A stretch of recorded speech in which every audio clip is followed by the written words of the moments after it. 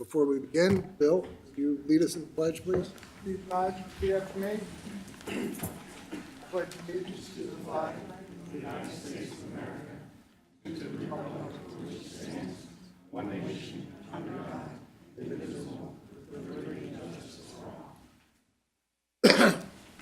All right.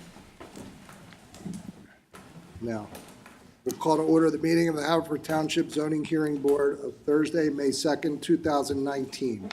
Present at the front desk to my far left is Jessica Vitale, a voting member. Seated next to Jess is Ed McGargy, a voting member. To my immediate left, Bill Malone, our esteemed solicitor. And to my right, Bill Rose, a voting member. We have 2 continued cases and 4 new cases on the agenda this evening.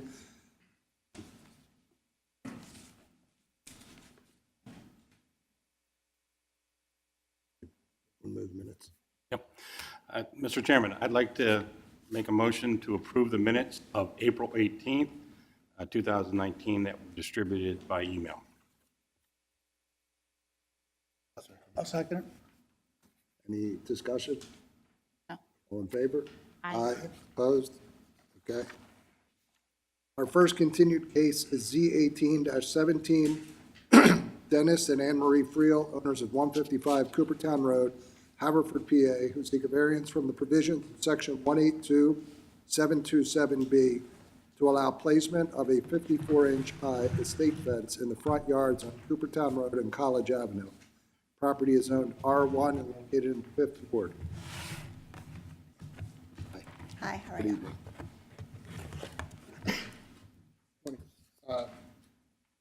We've been here a number of times, and thank you for taking the time to provide information. I did receive a letter from the applicant dated May 1, 2019, with a note from the architect as well as an email from PennDOT. We're up to Exhibit A4. Would you like to have this marked as Exhibit A5? Yes.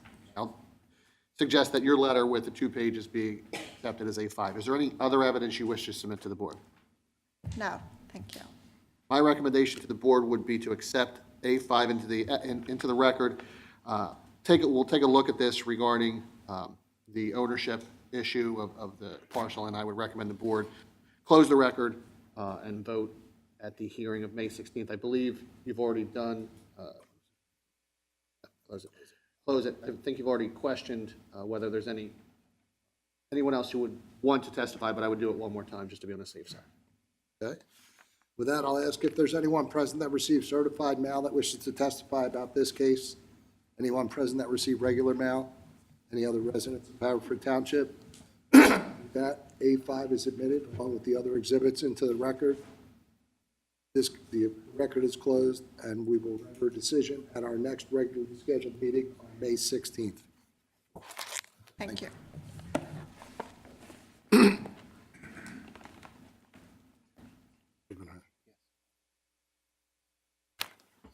Our next continued case is Z19-7, John and Shirley Gallagher, owners of 2415 Poplar Road, Havertown, PA, DC folio number 2203-017680, who seek a variance from the provisions of Section 182-208B1A to allow construction of a 25.4 foot by 25 foot two-story addition with handicap accessible living quarters and a kitchen on the 2nd floor over a 2-car garage.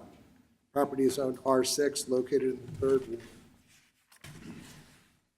Shirley, Yes, hello again. yes, And you were for at the last hearing, and Yes. you're still under oath. okay. Is there anything you'd like to add? Yes, we made 2 concessions in the plans. Do you want them? Do you want 7 of them? Yes. What number do we put? Do we need to number them? Yes. The last numbered exhibit I have on this case is A5, so they would be A6, if they're a packet. Are they one packet of, Well, each set of plans for all, we'll just put A6 on each one, would that work? yeah, yes. And should I wait until you get them, or should I talk about it? You can talk about it. Okay, so we took away the kitchen, and we took away the external standard size door. So there's only 2 garage doors that allow you entry into the garage. Thank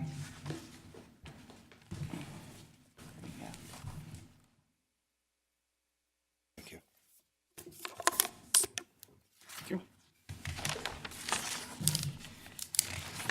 1, 2, 3, there are 3 sheets.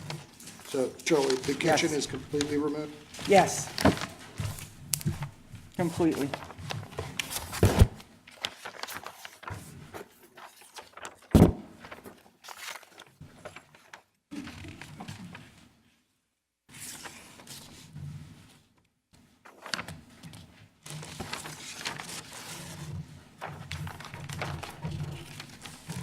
Billy, we just.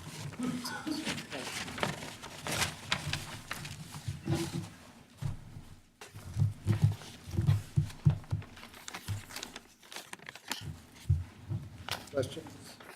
Jessica? I just want to confirm, the plan is currently showing new plumbing only for the bathroom. That's correct.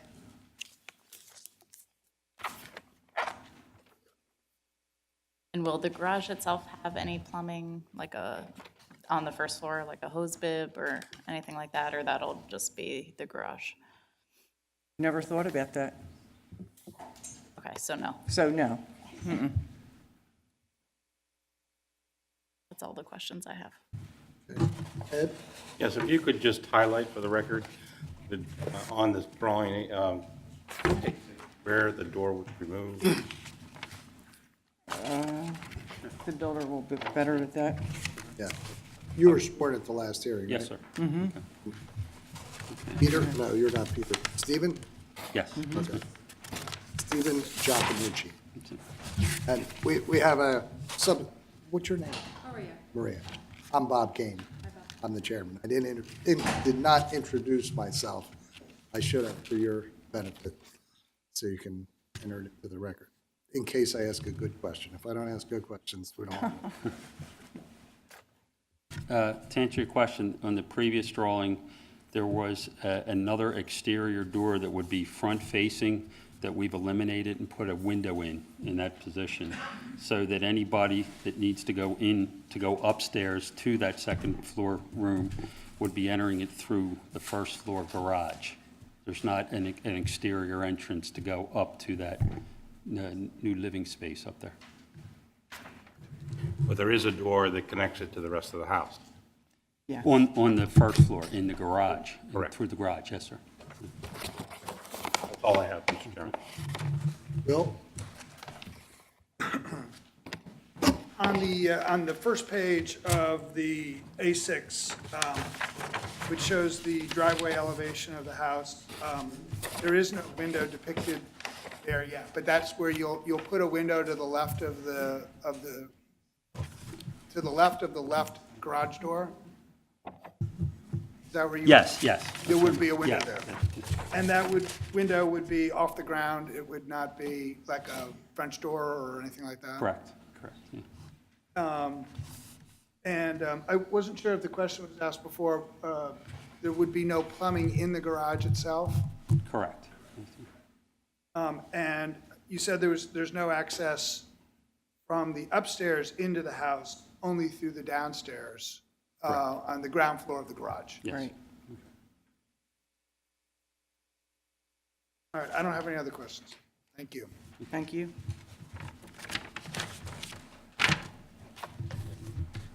Think about it. Anything else? Jess? Ed? No. Is there anything else you'd like to add? No? Okay, thank you. Thank you. That, I will ask if there's anyone present that received certified mail that wishes to testify in this case. Anyone present that received regular mail? Any other residents of Haverford Township? Okay, with that, we'll close the record on this case, and the decision will be rendered at our next regularly scheduled meeting on May 16th. May 16th. Yes. Thank you very much. You're welcome. Have a good night, Charlie. Thank you.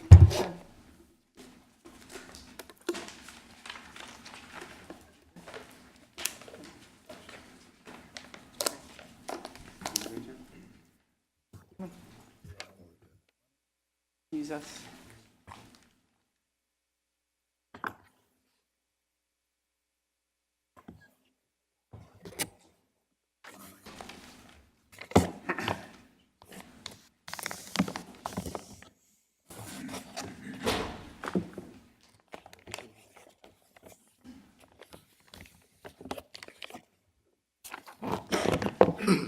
Our first new case this evening is case Z19-8, Timothy Moore, owner of 101 North Eagle Road, Haverford Town, PA, DC folio number 2201-0030900, who seeks a special exception from the provisions of section 182709 to convert the building in the O2 office district from a family use to an office use with an apartment on the second floor.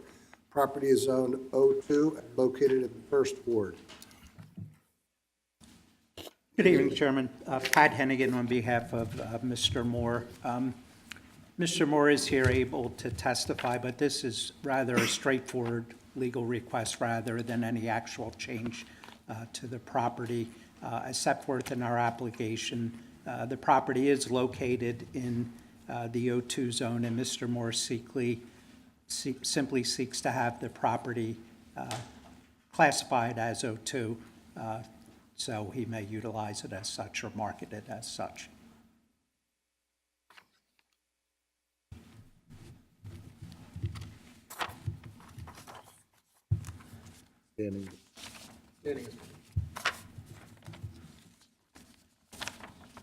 I do have the deed. Yeah, we don't need the Board deed. I wishes. reviewed the deed. It's fine. Standing's fine. I did take a look at that ahead of time. Mr. Hennigan, this property is presently being used or has been used for a residential purpose? That is correct. So it actually is, I believe it's listed as single residence, but it had been converted into 2 units. And what is the intended use of the property going forward? The intended use is to maintain an apartment on the second floor and no specific commercial use at this point until the zoning is changed. With regard to the O2 usage, the applicant would be willing to abide by the uses set forth in the O1 office district, which is cross-referenced into the O2 office residential district? That's correct, yes. And can you tell me, and we're going to ask the chair to swear Mr. Moore in momentarily to adopt your statements, but can you advise, has the applicant looked at the other uses of the properties that are adjacent to this property on North Eagle Road? Is he familiar with? Yes. Yes, he is. So, So with that, I'd recommend that we swear in the witness applicant and ask a few questions about the other uses in that area as well.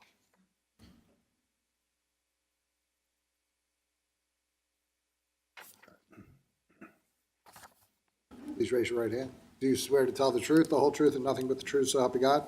I do. Your full name and address for the record, please. Excuse me? Your full name and address, Timothy Moore.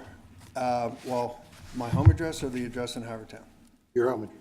My home address, 801 Crestview Drive, Springfield, PA, 19064. Mr. Moore, did you listen to and understand Mr. Hennigan's statements to this board so far this evening?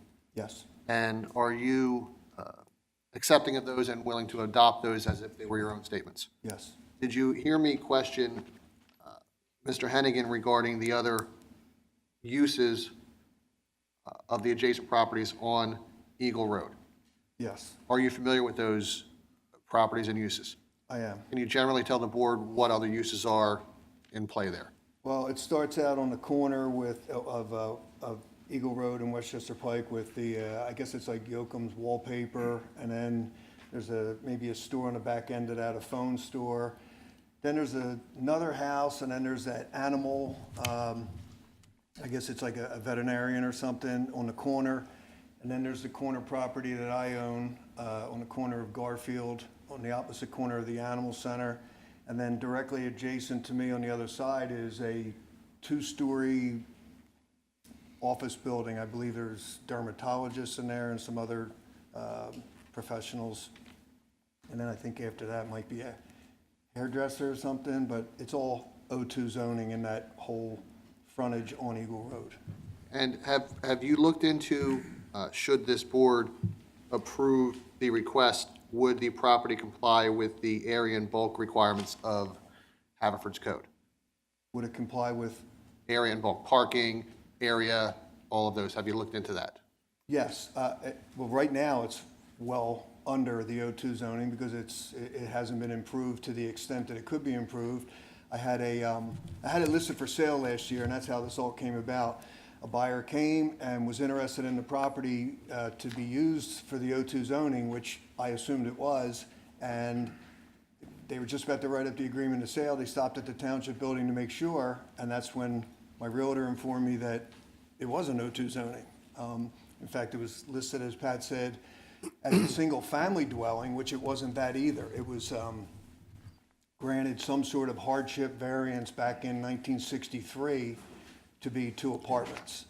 And it's been that ever since. That was the actual people I bought it from. The lady was in her late 90s and her son was in his 70s.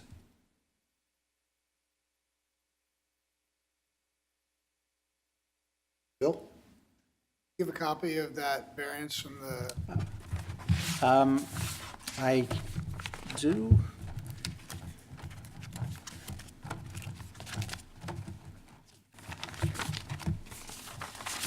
Actually, 1963. So,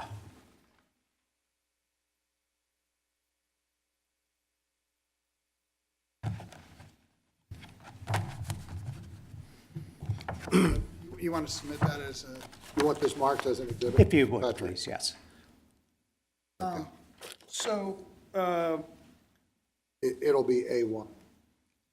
And it's number 26 of 1963. That's the title at the top, order. And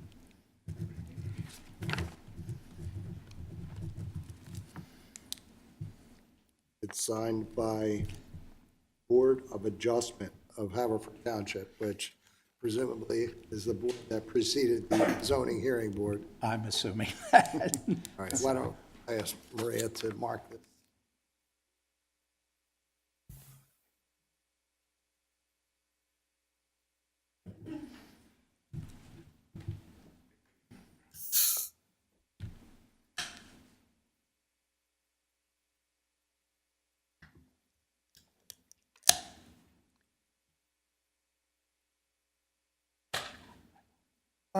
I'll take a look at this in a second. Do you know what the, in the upstairs living quarters, as you plan to use, what the square footage of the habitable areas?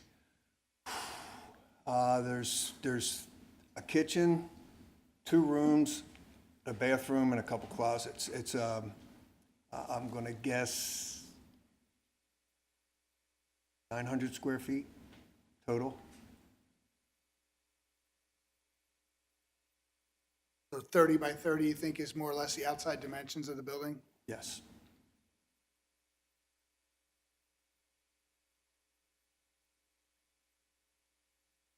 And is it currently occupied by, it's vacant? No, it's been vacant since I bought it. And when did you buy it again? When did you buy it? 2016, March or April of 2016? Right, and at that time, it was a duplex, it was 2 units, upstairs, downstairs? Yes. Okay.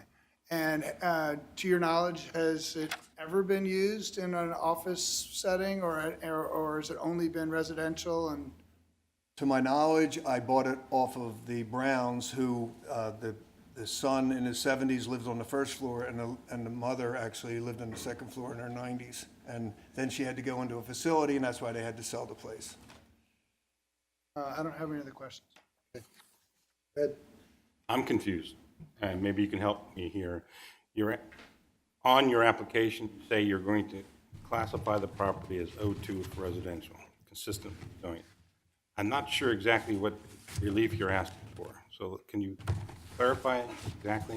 Yes, we're looking for relief pursuant to Code Section 182-709, which allows the conversion of properties in the O2 district, which had historically been residential, to be changed to actual O2 uses.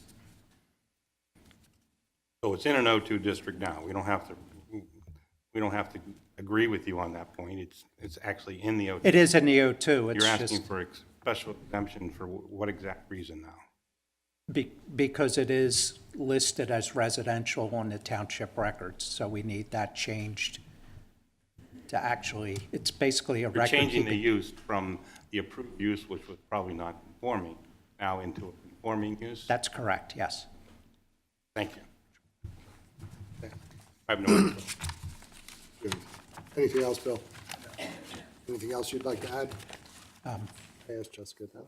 Do you have any questions? I do not. The last one. Thank you. Now, with the submitting of A1 and the packet, the deed with the application, that's our submission.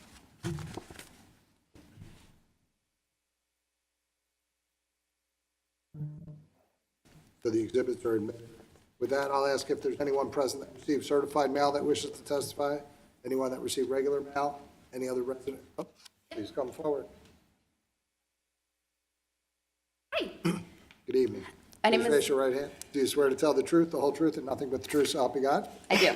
And your full name and address for the record, please? Laura Wallace, 1231 Garfield Avenue, Havertown, PA. And what would you like to tell us, Laura? So this property, although it's on North Eagle Road, the driveway is actually on Garfield, and our front yard runs up to the driveway. And we have concerns about the size of the driveway, being able to accommodate an office and a residence, in addition to other things that you need for an office, right? So there'll need to be garbage cans or dumpsters or waste disposal, which will also take up driveway space. So it's a very short driveway, and our street already has difficulties with street parking. So during the day, when you come down our street, it's hard to find parking on the street. We have one side parking on our street. And we know that we see people who work on Eagle Road coming to park on our street as it is. So parking is a concern. We're also concerned because the driveway is actually on Garfield. Garfield is a very family-friendly neighborhood. There are children up and down the street all the time, up and down the sidewalks, going from house to house, and it's a concern that with the driveway actually being on our street, with people coming in and out to an office that might not be familiar with the neighborhood, to be watching out for small children that are going to be in the area. Questions? Yes? Would your concerns be alleviated if, say, the main parking was further away from where the existing driveway is now, closer to Eagle? Or is it really just the fact that it's on Garfield at all? Instead, it's That's on the issue. Garfield. Yeah, and I think, there really is no other parking situation for that property, given that it's right on the corner. If it was on Eagle, we would not be concerned at all. I don't have any more questions. Ed? Are we going to be able to hear from the applicant to explain the parking situation for the? He's here, we can ask him. But do you have any questions for Laura? No. Bill? For Laura.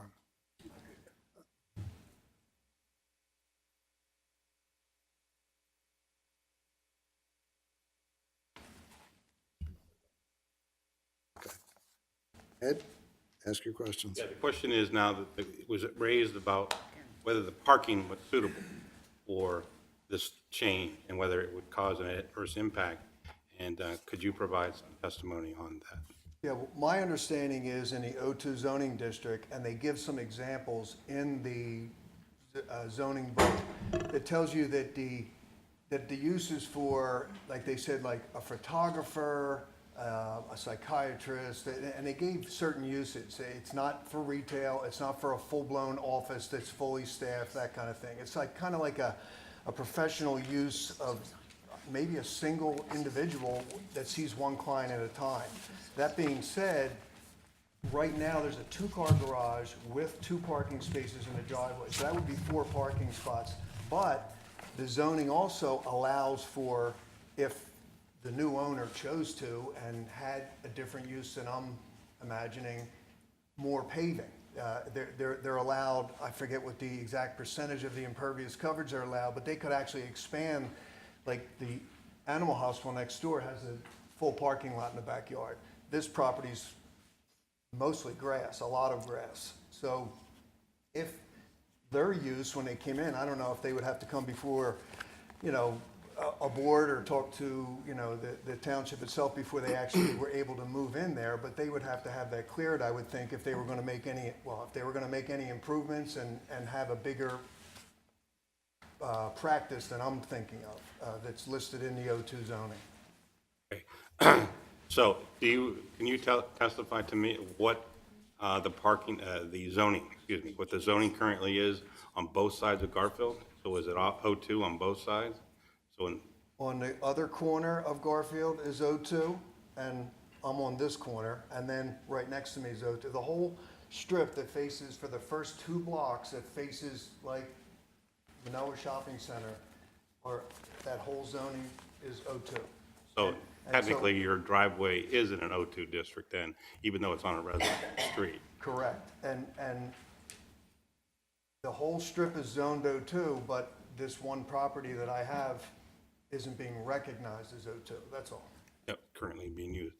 Can you tell us how many parking spots are required for the use that you're currently using the property for? I don't know, I mean, it was a efficiency apartment upstairs and downstairs, and there was 4 parking spots. And we don't know whether your new land use, you're changing to an office thing, whether it requires more, because we don't know exactly what you use it for. Yeah, I don't know exactly what they will use it for. Do you believe that if you find a tenant for the office space, that you'll have to come back before the board for approval for that use? I'm not looking for a tenant, I'm just gonna sell the place. So that the new owner would decide how he wants to use the first floor and the second floor and, you know, and the parking and everything else. I would suggest, Mr. McGargy, that if, and there are certain delineated uses in the code, that if any of those require more parking than is provided, the owner of the property, whether it be this applicant or a future buyer, would have to come before this board to request a variance for that parking unless they provided additional off-street parking by cutting into that grass area. They would have to do one or the other if the requirements of the use exceeded what's existing on the So you property. would have to come back to the board if the use that is selected by whoever buys the property has a use that requires more parking. You'd have to meet that parking requirement, or you'd come here for a variance. So they wouldn't be allowed not to meet the ordinance with parking requirements, so they would, okay, thank you, that's all I have. Anything else, Jess? Nope. Bill? No. Anything else you'd like to add? No. Is there anyone else that received? Yes, ma'am, please come. Yes. My name is Mary Conti. I live I on need to Garfield swear you in, Avenue. Mary. Huh? Please raise your right hand. Oh, I'm Do you sorry. swear to tell the truth, the whole truth, and nothing but the truth, so help you God? Yes, I do. And now your full name and address, please. Mary Conti, 1024 Garfield Avenue, Havertown, Pennsylvania. What would you like to tell us, Mary? Well, I wasn't here for this. I was here for something else. But I do not agree with any more other than residential in our area. We have enough commercial offices in the area, and we don't need another one. This should be strictly for a home and what they want to use it for, a family, not anything else. We don't need any more offices. Go along the Westchester Pike. It is tied up between Trinity, the big office building with residents there. It's just ridiculous. And I definitely do not agree we need anything else. We have to start limiting what we do in our township. I've been in the township for 46 years, and it has changed tremendously, tremendously. And I'm up to here with it. Someone's got to open their mouth and say no. This is what we're doing. This is residential. It is not commercial. And that's all I got to say. I'll be here for the next one. I'll be loud and clear on the next one, as you can probably tell. Now, just so you're clear though, Mayor, this property is already zoned office. But what is So- the office going to be? I didn't hear what the office was going to He be. doesn't need to tell us. That's the problem. Well, So that would wait- make a big wait, difference. Mary, I'm trying to sorry, have a okay. dialogue with you. I'm trying I'm to be sorry. nice Yep, here. you're right. I just want you to understand that when you have an office zone property, if it's used for residential, and then they want to use it for office again, they have to come back. They have to come to this. It's zoned office already, so we don't have the authority, the purview to rezone anything. So that's not why we are here today. Okay. I just want you to understand. Okay, I would rather he just sold it and put a family in it. Okay, thank you. Any questions? Mary, anyone? No? No? With nothing additional. Okay. Anyone else that would like to address the board about this case? With that, we'll close the record on this matter, and a decision will be rendered at our next regularly scheduled meeting on May 16th. Thank you. You're welcome. Now we're gonna.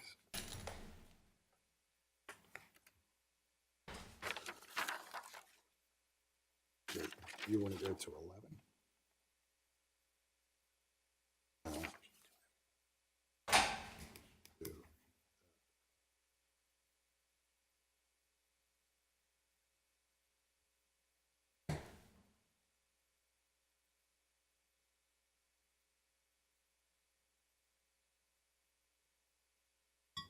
Our next case will be case Z19-10, Mark Kennedy and Winfred Wheeler, owners of 510 College Avenue, Haverford, PA 19041, who seek a special exception from the provisions of Section 182, 202B3E to allow for a student home. The property is zoned R1 and located in the 5th Ward.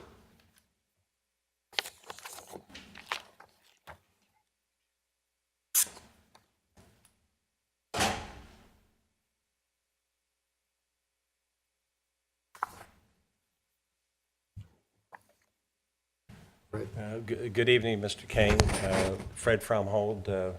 I'm just biding time for my partner, Jamie Junn, who is in the ladies' room, expecting that I would have the next case, but she does, so I will turn the podium over to her. Well, you don't need to buy time. We'll take a 2-minute break.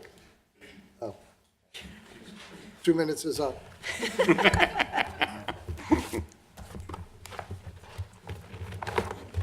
Hello, Jane. Hi, good evening. Jamie John here on behalf of the applicants. I'll just hand out exhibit packages.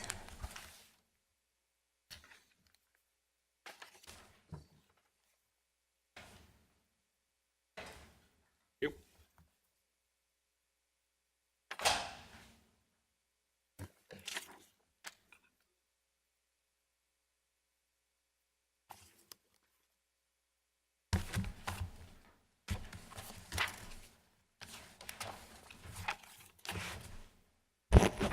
Again, I'm here on behalf of the owners, Mark Kennedy and Winifred Wheeler. We are seeking a special exception for a student home use at 510 College Avenue. The property is a 1.5 acre lot in the R1 district. It's improved with a single-family dwelling and accessory structures. If and to the extent applicable, we are seeking, as part of that special exception, a determination by the zoning hearing board that we do not require additional plantings. Under code section 182.718, that section states that there is a screening that's required between a use permitted by special exception in a residential district and a lot used for residential purposes, except where natural or physical man-made barriers exist, or in any case where the zoning hearing board shall determine as a special exception that such screening is not necessary or practicable. And here, there is significant screening on the property, but to the extent that the board determines, or to the extent additional is required under that section, we're seeking a determination from the board that it is not necessary.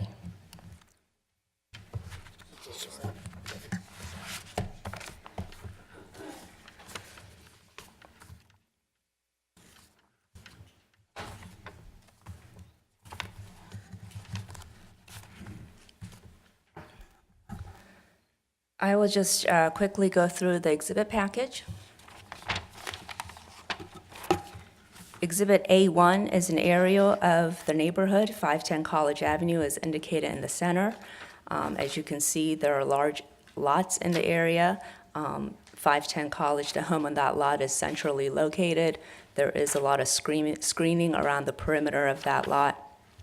Right above the exhibit number, there is a scale indicated at 50 feet. Based on that, you can tell that all of the homes adjacent to the property are more than 100 feet away from the existing house on the lot.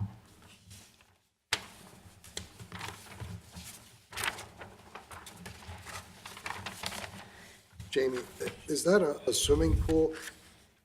To the rear of the home, there is a swimming pool. Exhibit A2 is a close-up view of the property itself. Again, you can see there's plenty of landscaping. There's also various fences. There is an estate fence for most of the perimeter except the lot line it shares to the property immediately on the left, which is also, by the way, owned by the applicant, and he resides at that property. There is also a solid wood fence that goes around the pool. There are 3 accessory structures on the property that also further screen views of the home from adjacent lots. And there is a solid fence running along the driveway and in front of the home as well.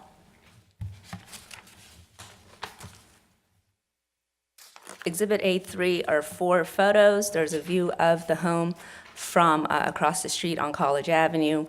As you can see, there are large trees that screen views of that. The next photo on the bottom of that page is looking across the street, and there, again, is a lot of plantings. The top photo on the next sheet is a view of the driveway into the property. At the end of that driveway, there's a large parking area that could easily accommodate 6 cars. And then there's the view of parking area. And What is that in the parking area? It looks like a sign or something. in the parking area? Yeah, view of parking area, page 2. Right, basketball hoop, is that what you're referring to? At the rear of that black car? Is that what that is? I believe that's a basketball hoop there, yeah. Okay. And then immediately to the right of that parking area, there's a 2-car garage that's attached to the home. Exhibit A4 is a couple sheets from the county's property records. It shows that the home is a split-level home with a floor area of 3,836 square feet. Page 2 gives you the footprint of the existing home, and I believe it exceeds 1,900 square feet in just terms of the footprint. Exhibit A5 is a list of the approved student housing in Haverford Township.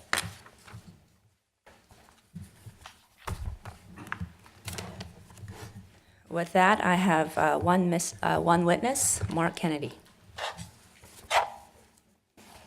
Jamie, when you say Yes. approved student housing, what do you mean? There's a separation requirement in the code. There's a required distance between student homes in the township, and that's the list generated by the townships of the other student homes that have been approved in the township. And I submit that to show that we meet the separation requirement. Okay.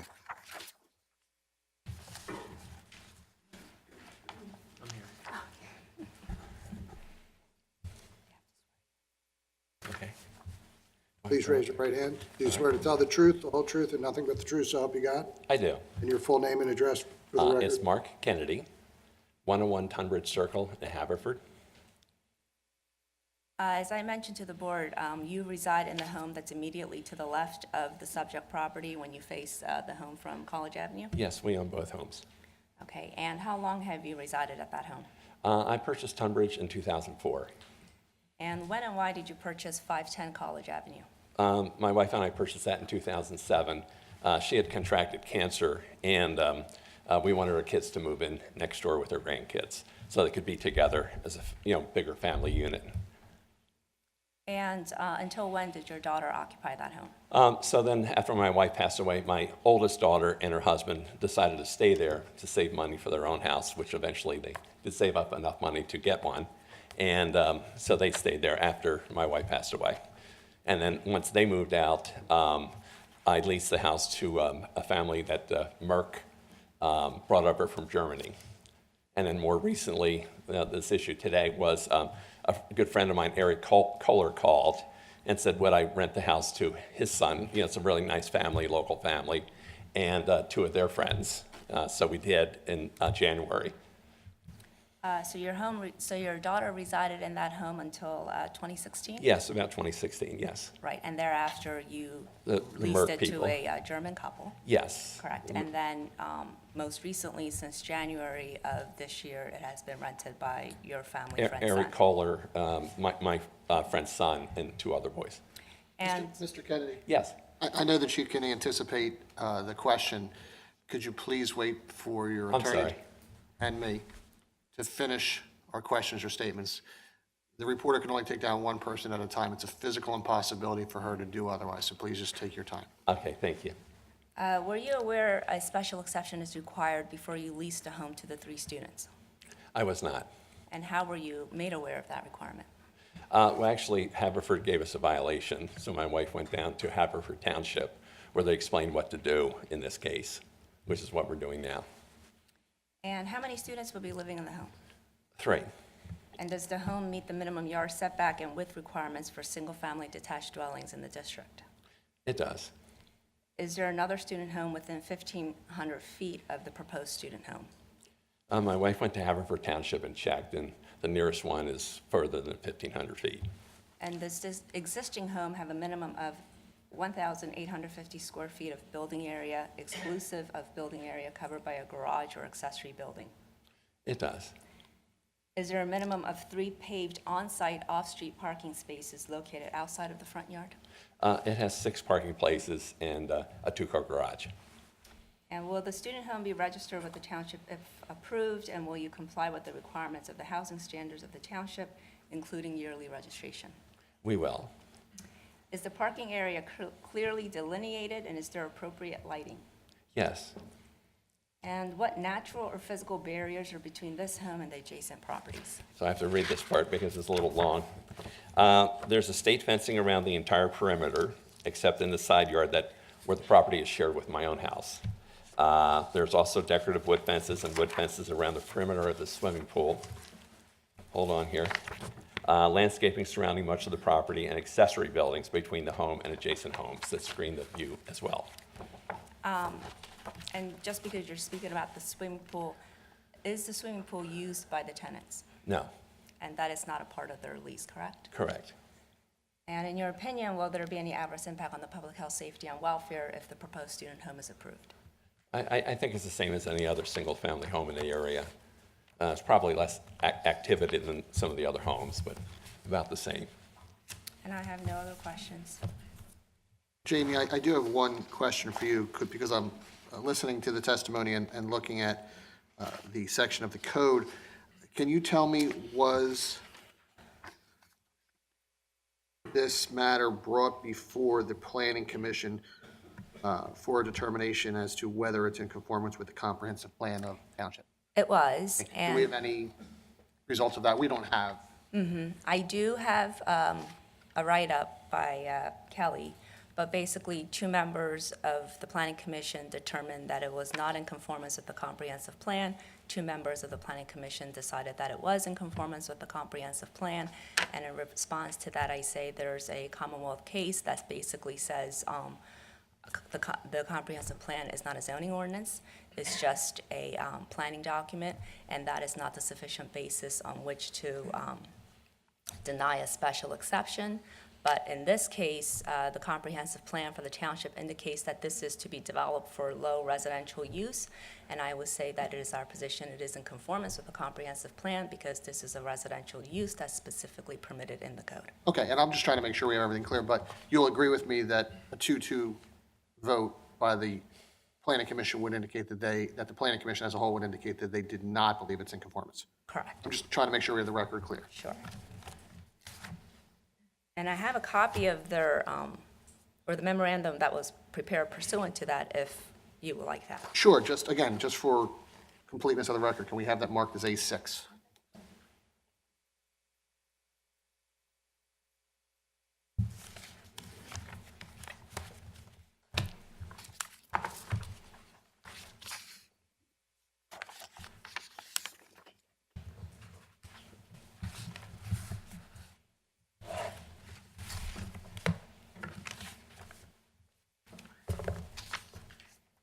We're going to go off the record.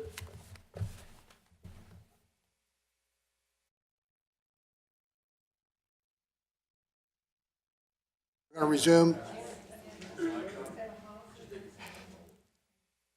5, 4, 3, 2. She said you have. All right, we'll resume the meeting of the Haverford Township Zoning Hearing Board of Thursday, May 2nd, 2019. Question, Jessica? How many bedrooms are in the house? 5. 5 bedrooms. And it says on Exhibit A4 that it looks to be that there are 2 pool houses associated with the pool. One is a changing room, it's male, female. So there's 2 parts to it. And the other is the pool pump, that equipment, and then storage for all the, chairs and accessories. Do either of those pool buildings have any kind of plumbing in them besides the pump? No, it has the pump, and the pool's heated with gas. We've never used that, but I guess there's gas up there. And do you have any intention of converting those areas to sleeping areas or habitable buildings? The outbuildings? Yes. No.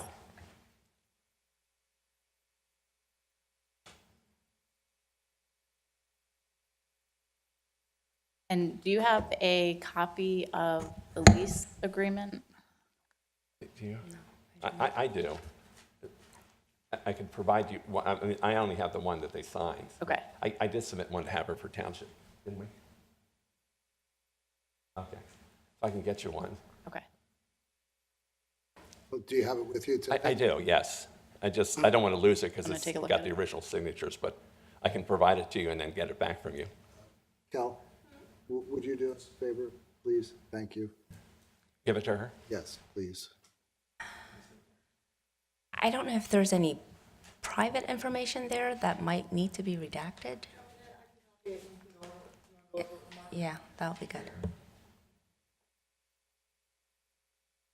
But I believe there are 3 tenants that signed the lease. Okay.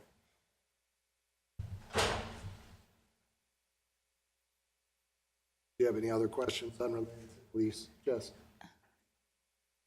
Okay. While we're waiting. Ed, do you have any questions? Yes.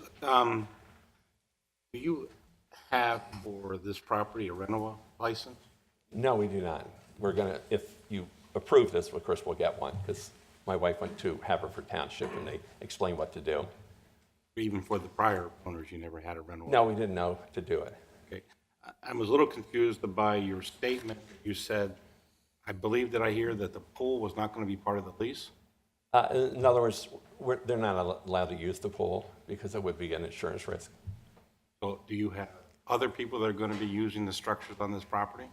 In other words, the changing room, my son stored some yard equipment in, and the chairs and stuff are in the one next to the pool that has the pool pump and everything.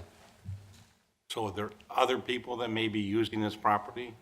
No, in other words, I live next door. I'm sorry. In other words, the 3 boys leased that property. I live next door. My youngest son got divorced and lives with me, and he stores his yard equipment in the changing, since we're not using the pool, in the changing area. So you have an access way from your property? We're right next door, yeah, and there's a path between them. Okay. But the pool is not open. There's a cover and on the pool, so it's not open for use by anyone. Right. Current. No one swims in the pool. They haven't And for there's no several intention years. to open that pool. And in your exhibits, you show at the end of the parking lot, looks to be another accessory structure, and At the far end of the property, there's a storage shed.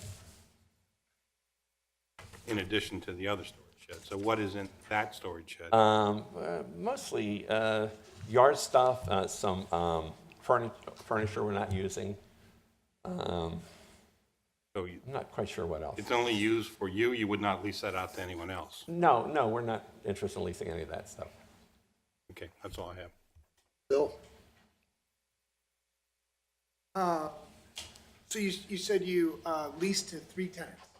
Correct. And how do you know that they ever have friends over, or do they have other people who spend the night there? How do you know that there's only 3 students who are ever habitating there? Right, I mean, I'm a commercial real estate developer, so I have, lots of tenants, and, I mean, I have a relationship with all those tenants, but as you said, I don't know every person that goes in and out of their premises, none of them, including this house.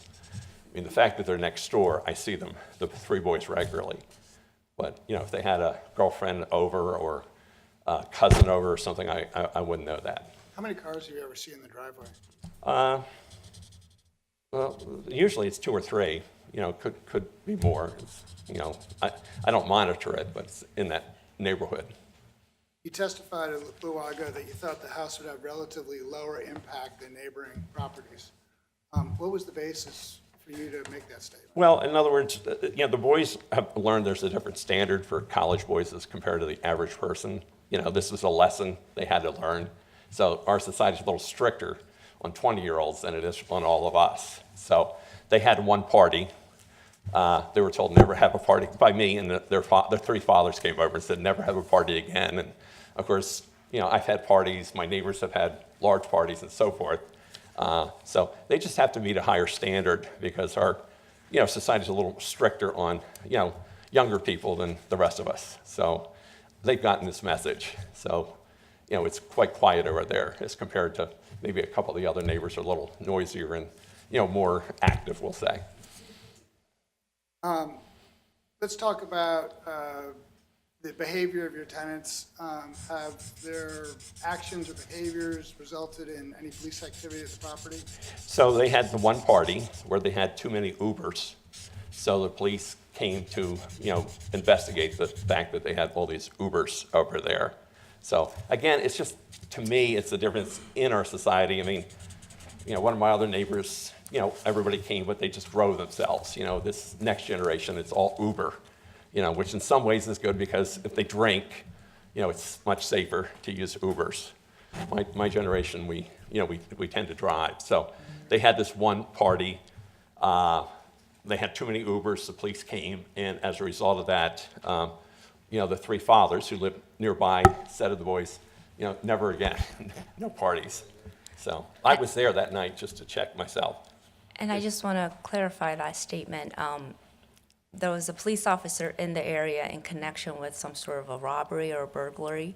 He happened to see the Ubers going onto the property, and that's what prompted his site visit. It wasn't due to any neighbor complaints or anything like that specific to this property. Mm-hmm. So when the police officer came on the site, did he issue any citations? To the boys, underage drinking. I think 2 of the boys got cited, I believe. I'm not quite sure. I had to do a little community service. They're turning 21 now, so they wouldn't have that issue again. So for community service, they pled guilty to underage drinking? I don't know. I wasn't involved in it, but I asked them what the outcome was, and they said they did. 2 of the boys did a little community service, I think, for a week. So something must have happened between, the police and them with regard to the underage drinking, that both of them were 20, not 21 yet. So as I say, they will be 21. Do they all go to school together? Yes, they do. Yeah, they're all friends.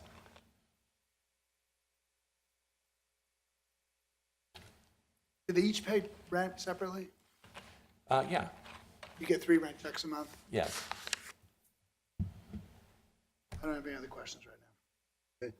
Jessica, you have the lease?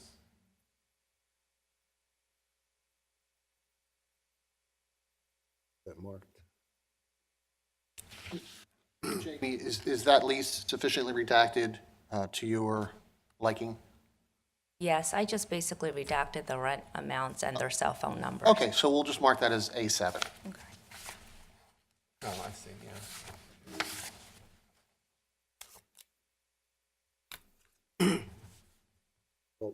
Jessica reads the lease, I'll ask, do you get more in rent in total by renting to the students than you did from the family that you rented it to?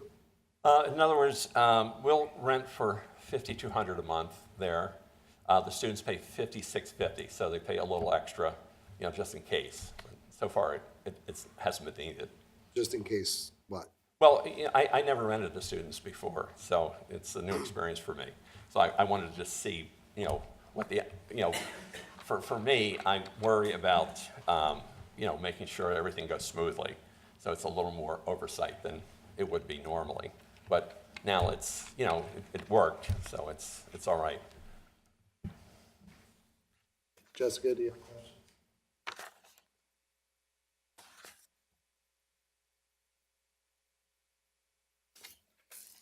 So it doesn't look like, and perhaps I missed it, that there's anything in the lease. Oh, wait, no, I just found it. So just about the swimming pool, it says that they can use it and maintain it if they assume full responsibility. The lease they would sign would say no. Okay. So that was the original lease. You can see it Okay. expires now. And it's going to have something else about Haverford Township. But the present lease would permit them to use the, I think we had an understanding they wouldn't, but maybe that was from the German family. It could have been. I don't want to be blunt, but you heard Mr. Malone earlier say that we need to let each other finish our statements. I'm sorry. So that we can maintain an accurate. Sorry. So the present lease would permit them to use the pool, but it's your intent not to have that provision, a new lease? That's correct.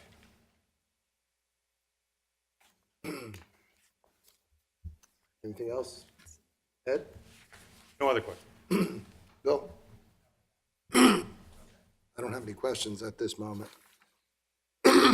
Jamie, is there anything else you'd like to add? Any other witnesses? I do not have any more witnesses. I would like to make a closing if there are others that are going to be speaking before then. Why don't we do that after they have the opportunity to speak? Yep. This is yours. The originals.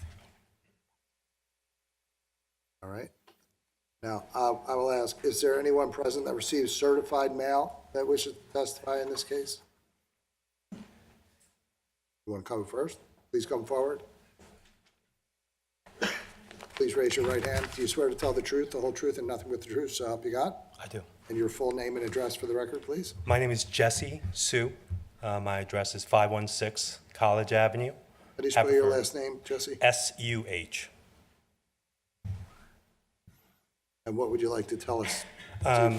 So I'm a resident of 516 College Avenue, and my family consists of my wife, me, and our two young children, Logan, who's an 80-year-old, and Beckett, who's a 6-year-old.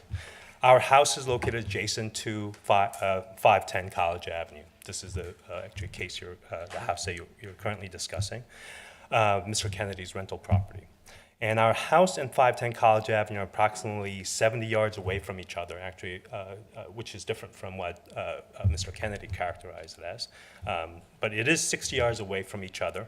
And there's only a wooden split rail fence that separates the houses, so that we'll be able to actually see what happens on the other side.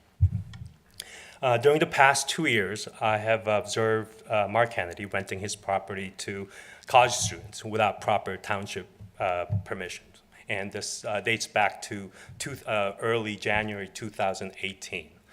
My family and I have experienced significant distress on occasions due to noise pollution, disturbance, lewd behaviors, and potential medical emergency. And I can actually list all these incidents to you at this time. In a chronological order.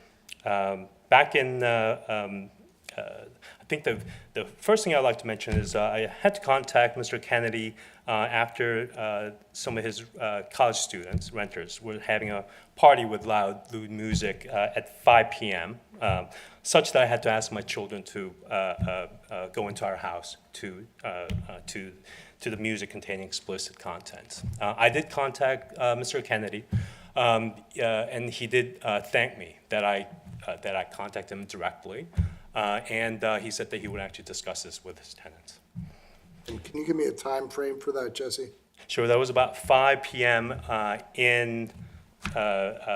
in April 2018. And I do have, if you like, I do have my communication with Mr. Kennedy for this encounter. The next one that I would like to actually mention is the sometime in January, a young intoxicated student came ringing our door bell at 11 p.m. This January 2019? 2019, yes. When our children are asleep, and he asked whether I could guide him to where the students are having a party. I did not answer his question. I just closed the door. In the same month, that's Jesse, yes. what makes you characterize the person as intoxicated? Slurring, indirect kind of eye contact. Okay. In January 2019, I had to contact Mr. Kennedy to complain about loud music playing at 510 College in the middle of the night. And this was approximately 9 p.m. I also have emails from that contact, and actually a text that I had sent to him. And then again, one night in February, and I'm not able to specifically tell you when this is, that due to individuals leaving 510 College Avenue, there were approximately 12 car services waiting to pick persons from the house, from the 510 College Ave, lining up along College Avenue and creating road hazards. Actually, there are students kind of walking on College Avenue and cars that need to pass these cars. For College Avenue, there are only 2 lanes, one going east and one going west. And that in order for cars to pass, the passing traffic, they had to go onto the other lane to actually pass these waiting cars. Mr. Can I just ask Sure. you a question? Are there any sidewalks on that part of College Avenue? No. There were also individuals walking along the road toward Haverford Avenue from the house at that time. And on one occasion, and this happened actually in February 2nd, and this is actually different from the incident that Mr. Kennedy mentioned, which occurred actually on February 22nd. On February 2nd, loud music and individuals screaming from 510 College Avenue woke me and my wife up at 12:30 a.m. And I'd like to certainly specify that this is different from the incident mentioned in the police report from February 22nd. When I went outside to address this disturbance, I observed that the students' renters of 510 College Avenue had a large number of people at the property. I heard several people outside arguing loudly. I also overheard that several individuals are attending to an intoxicated person on the ground in snow. And as a clinical psychologist, I specialize in substance abuse and treatment of adolescents and young adults. I recognize the situation as a potential medical emergency due to alcohol overdose or potentially injury from intoxication. So I called the Haverford Township Police due to safety concern. And when the police arrived at the property, the police officer came to my property and wanted to just observe whether my complaint was valid, and he decided it was valid. He went to 510 College Avenue. He checked on the intoxicated individual. He recognized that there was a noise pollution in violation and found underage drinking and ended the party. Please know that I've made numerous attempts to make these unfortunate incidents known to Mr. Kennedy, and including that February 2nd incident that I just mentioned to you. And with an email stating to him that I was very concerned for the well-being of these students, but also for my just well-being or the quality of life. And on many of these occasions when I contacted him, he thanked me for contacting him directly, and informed me that he would address with the students. And this is repeatedly, he has done this, and let me know. Based on my encounter with these repeated incidents, I do not believe that Mr. Kennedy has been effectively addressing these concerns. Overall, please note that despite these 60-yard distance between these two homes, the noise pollution and disturbance remains a significant problem as evidenced by these encounters, and it does really undermine our family quality of life.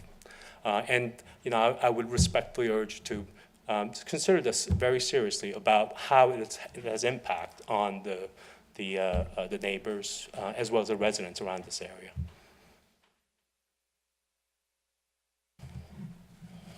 Questions? Bill? Thank you, Mr. Sue.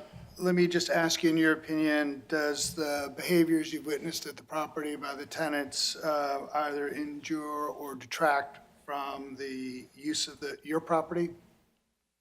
I have not come upon anything that, of course, when, they were having loud parties and loud music, and some of them are in explicit content, I had to make sure that my kids were inside.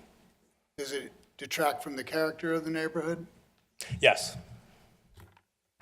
Do you think that us granting a special exception to allow them to continue to have students living there would be in the best interest of the township? No.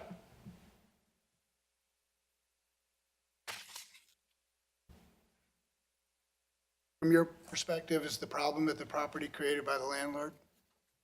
I believe so.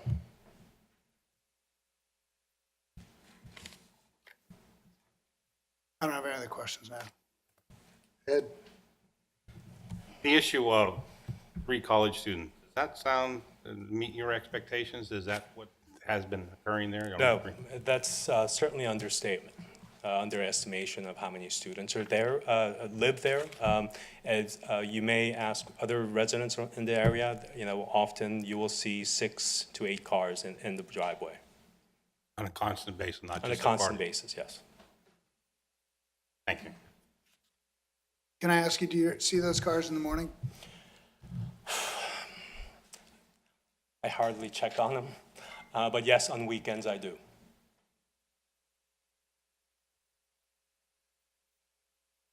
Okay, thank you very much. Thank you. I should ask, It's okay, I have no further questions. did I miss you, Jessica?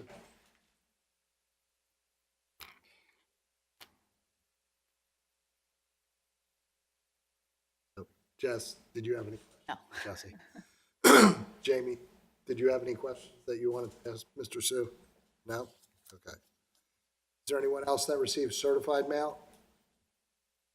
Yes, ma'am, please come forward. Please raise your right hand. Do you swear to tell the truth, the whole truth, and nothing but the truth, so help you God? I do. And your full name and address, please? Linda Z. I live at 541 College Avenue. How do you spell your last name? Linda? Z. Just the letter Z? Just the letter Z. What would you like to tell us? I've been a resident of Haverford Township for over 20 years. I'm a licensed realtor and have listed and sold many homes in the area over the past 30 years. I'm proud of my neighborhood, and I've always tried, as have my neighbors, to maintain the beauty and integrity of our neighborhood. I have serious concerns that by allowing student housing at 510 College Avenue, this will be condoning some of the problems that have already existed at this property and will set a precedent for future homeowners to turn residential homes into student housing, which will be detrimental to our community and lower home values. Questions? Jessica? Where is your house in relation to 510 College? I'm across the street, I'm at 541, they're at 510.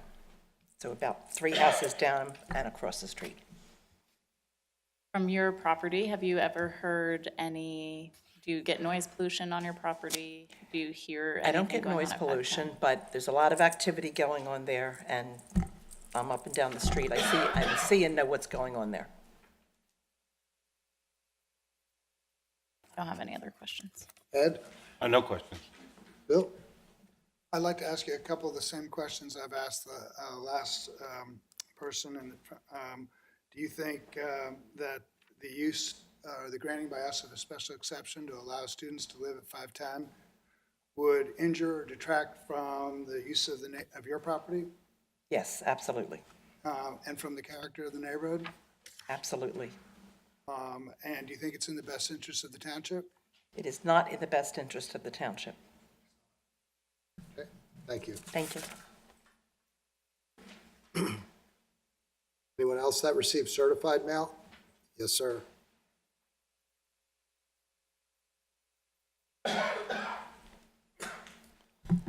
Please raise your right hand. Do you swear to tell the truth, the whole truth, and nothing but the truth so help you God? Yes, I do. Your full name, address for the record? My name is John LeClaire. I live at 111 Tunbridge Road in Haverford. My property backs up to the property we're talking about. Unlike him, I believe that there's been college students there longer than just January. I'm out late at night, just in the backyard, and I can hear them. It's really clear. It's loud. I can hear them in the house when the windows are open. You know, it's definitely loud enough that you can hear it. And our property, there's a distance between them, and I can still hear it from our house to where their house is. So the noise pollution is an issue for us. There's an issue too with the fencing that they talk about. They have fencing around there, whatever. We have a fence that goes up, and it's a wooden fence. And just in the last 6 months, I've had to replace 4 sections of it. We have 2 dogs that, because our property is completely fenced in, that we like to run loose. And we had an issue with them because they were getting out. We have some trees and stuff to block, so we don't have to look at the mess behind us. And it was hard to find it, but I did find the fencing, and it looks, it's hard to say what happened to it, but it did look like some of it was kicked out, and there was some damage done to it. So I had to replace, like I said, sections of fencing for that.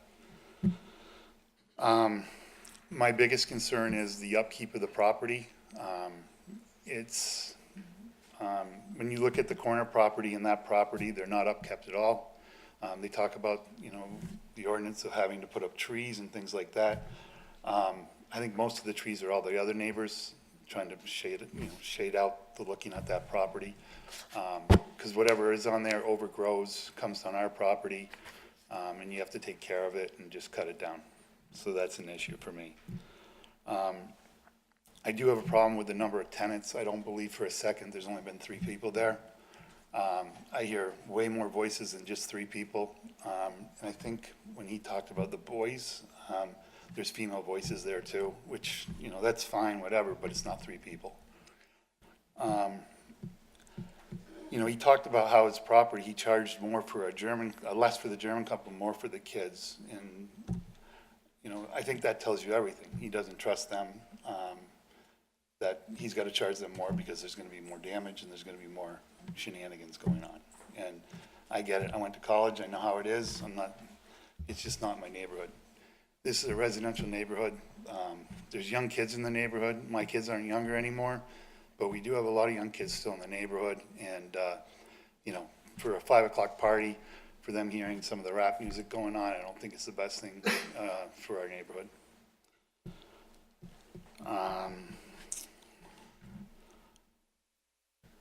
And I mean, the last thing, I mean, he said himself, you know, society's harder on the younger kids. I don't buy that at all. I think they get more of a break. People want to say, you know what, they're young, they're making mistakes and things like that.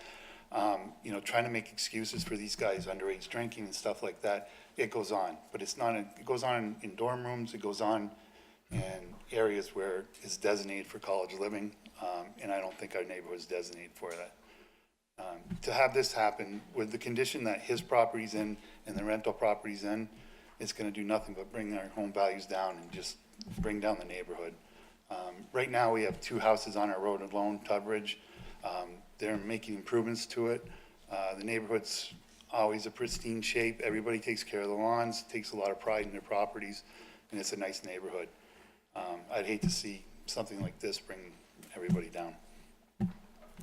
And then lastly, as far as the car thing, I don't drive by that every day, but just today I happened to look and there were 6 cars in the lot. So, like I said, I'm kind of all over the place, but I find it hard to believe that there's 3 residents there. And I guess that's about all I have to say right now. Questions for John? Fire related. The fence that you repaired in your backyard, is that your fence? It's my fence, yep. And before the past 6 months, did you ever have to make repairs on it in the past? Never did.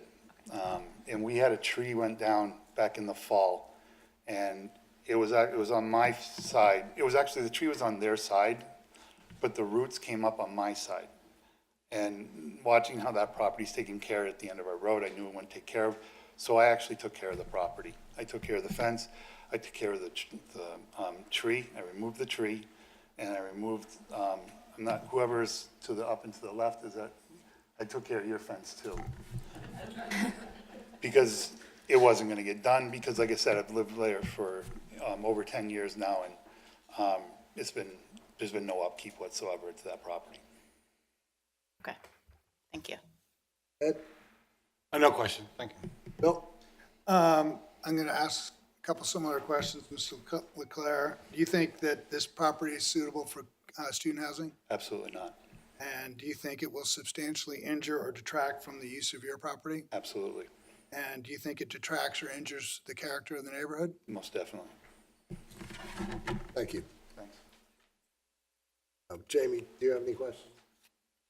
Is there anyone else that received certified? Yes, sir. Oh, you're next, sorry. Please raise your right hand.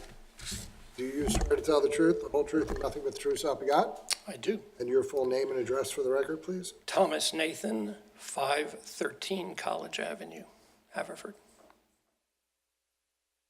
What would you like to tell us, Tom? I come to speak against the application.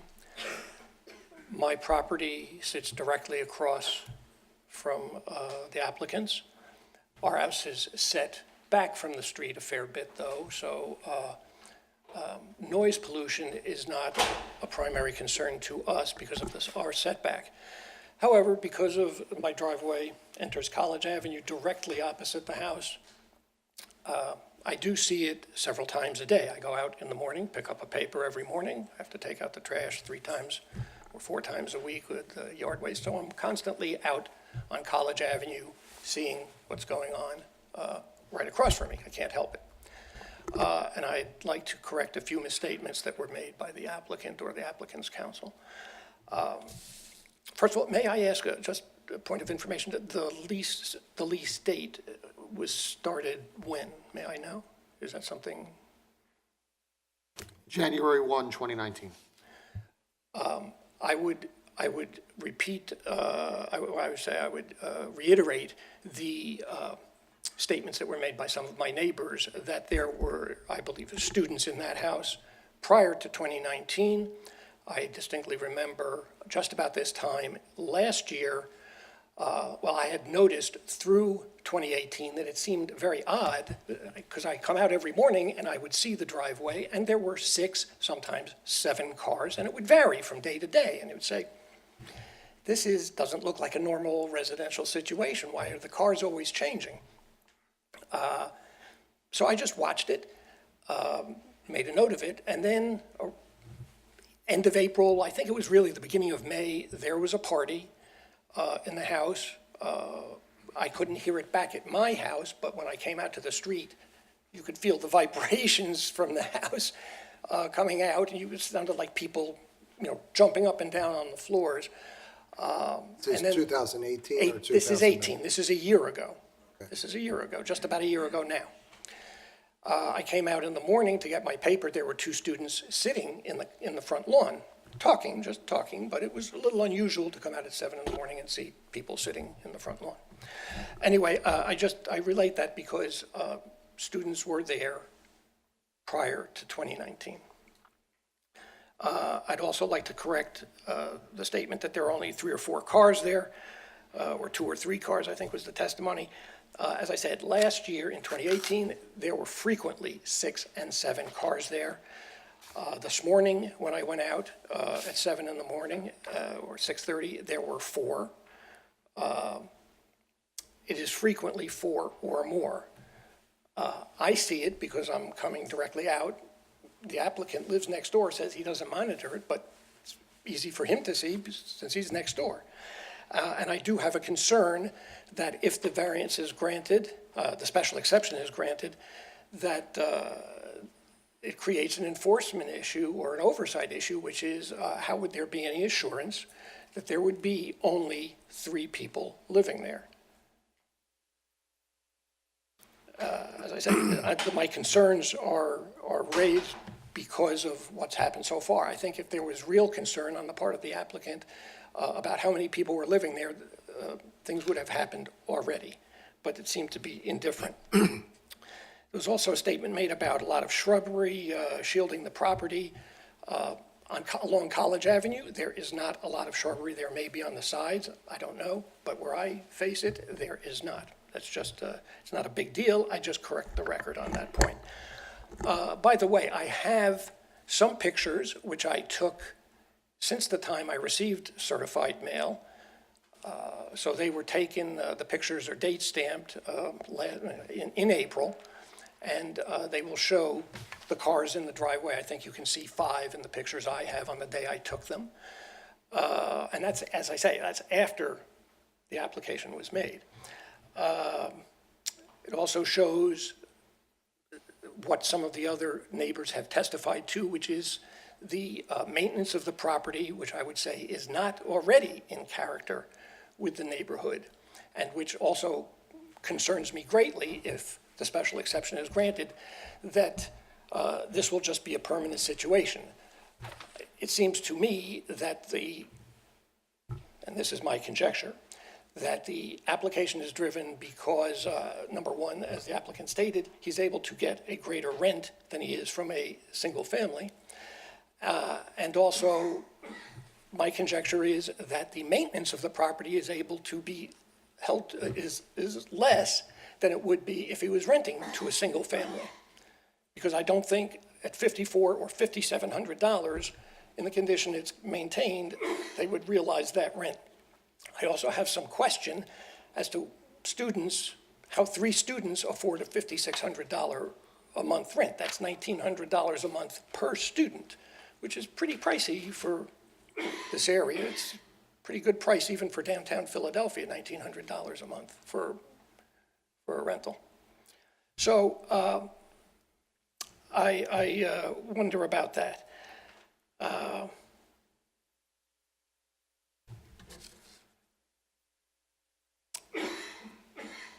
Other than that, I would just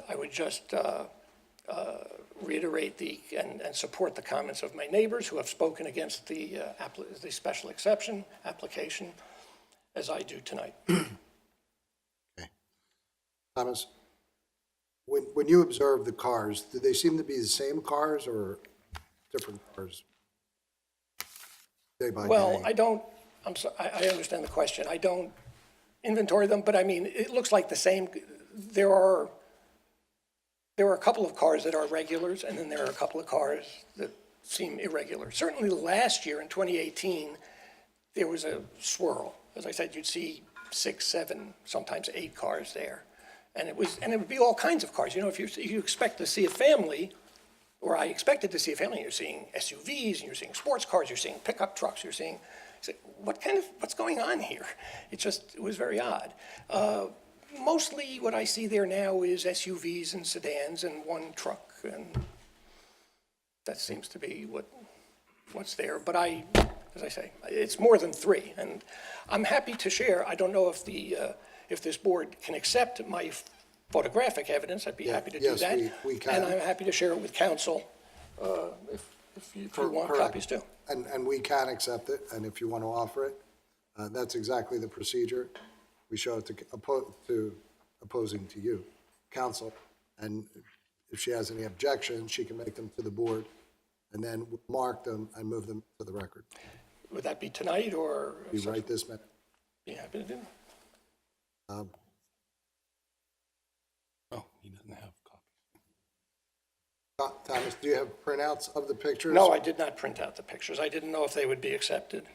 I mean, I don't have printouts. Okay. I have an idea. Why don't you show them to Jamie?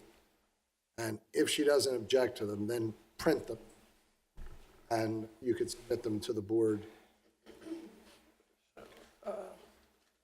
at a later. While you're doing Cars, yes. we're going to take two.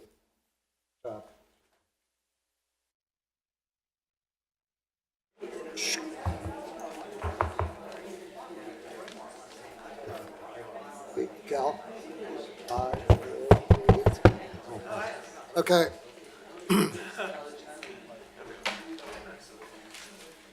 Did we lose Thomas?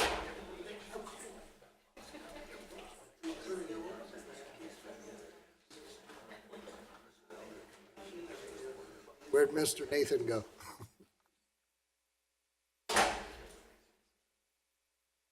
Thomas. Okay. Did you have an opportunity to show Jamie the photographs that you would like to submit to the board? Yes, I did. And Jamie, do you have any objection to those photographs that he showed you? Yes. The vehicles that are shown in those photos, they're from. I think 21st, I think, is the date. Okay, and do you know how long those vehicles were at the property? I do not. I see when I come out to the street. I'm not out at the street for a long period of time. I only see what's there in the morning. Sure. No other questions? So Thomas, you'll print those photos that you showed Jamie and submit them. You can bring them up to the codes office at the township, and Kelly will make sure that we get them. Yes. Okay? Is there anything else that you wanted Is to add? that in this building? Yes. Code office? Yes. Is there anything else that you wanted to add? No. Okay, any questions for Thomas? I do. Jess, Ed, Bill? I do. The pictures that you took and that you were going to submit, do you know approximately what time of day they were taken? Let's see. Yeah, well, yes. They were taken. If you could indicate that on your. I'll photo, indicate. that would Very be good. Yes. What we're going to do, Jamie, I'm going to, when those are received, we're going to mark those collectively as Nathan 1. I will then have them scanned and sent to you just to make sure that those are the photographs that you viewed and indicated you did not have an objection to, just so we can make sure the record's clear and safe. I don't want to have any surprises.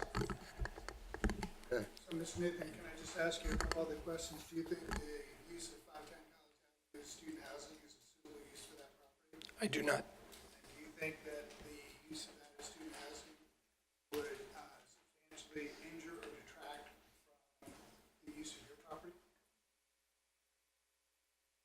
I don't think it detracts from the use of my property. I think it detracts from the character of the neighborhood. And do you think, so you do think it, so the question would be, does it detract or injure the character of the neighborhood? Yes. Yeah. Okay. And do you think it would be in the best interest of the township for us to grant a special exception for this use?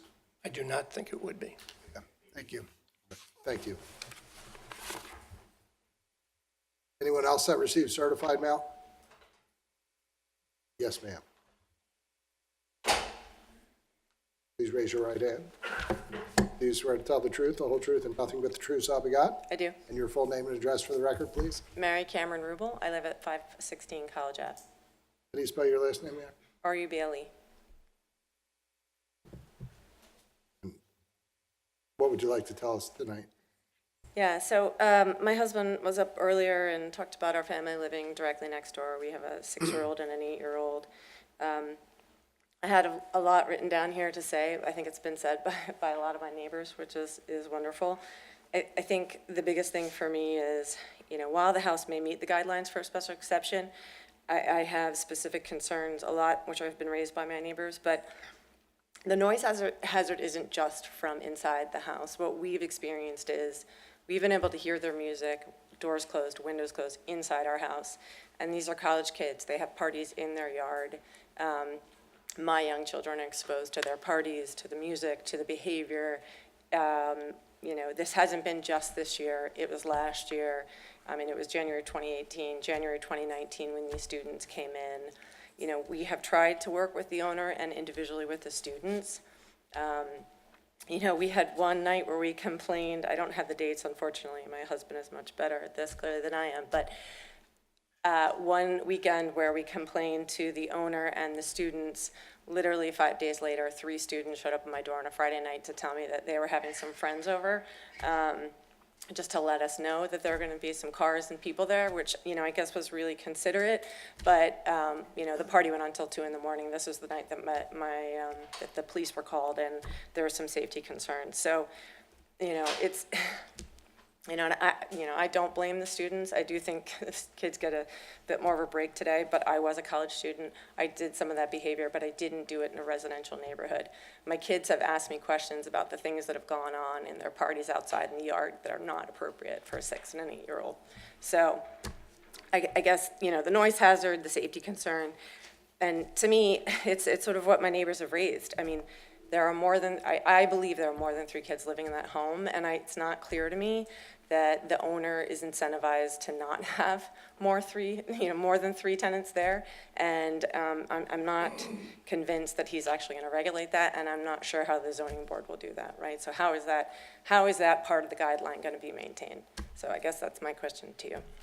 So I certainly do know, there's not a situation I want my children exposed to, and maybe the kids that are there now are you know, family friends, and they're great kids, but if this special exemption is granted, there will be other college kids that come in that will create additional problems. So this is not a situation I want my kids exposed to. We don't plan on moving. We love the township. We love our neighborhood. You know, we don't want it in our neighborhood, and I strongly urge you not to accept this. Okay. Yeah, it's fine. Jessica? Ed? No question. Okay, thank you very much. Can I request to be a party to the proceedings? Yes. Thank So you. you're requesting party status. I want to You be understand what that means? Yes, that I will be notified if this moves forward, right, and it goes to court, is that correct? Or maybe explain it to me exactly, Yes, but, you also have the opportunity to cross-examine any witnesses who, at this point, are your neighbors. So as you hear me asking Jamie, do you have any questions? Like I'm going to now to ask if she's got any questions for you. yeah. I'm going to ask you if you have any questions of your neighbors as they come up to speak. And you can say no, you don't have to. Okay, Right. sure. And you do receive all official legal notifications. Bill, do you want to more thoroughly explain that? Or is that? No, I think that's sufficient. Jamie, is there any objection? I would recommend the board grant party status. And we will. Thank you. You're a party. Thank you. Anyone else that received certified mail? Anyone that received regular mail? Any other residents of Haverford Township? Commissioners? How you doing, Andy? Please raise your right hand. Do you swear to tell the truth, the whole truth, and nothing but the truth so help you God? Yes, I do. And your full name and address for the record, please? My name is Andy Lewis, 356 Exeter Road, Haverford, Pennsylvania, 19041.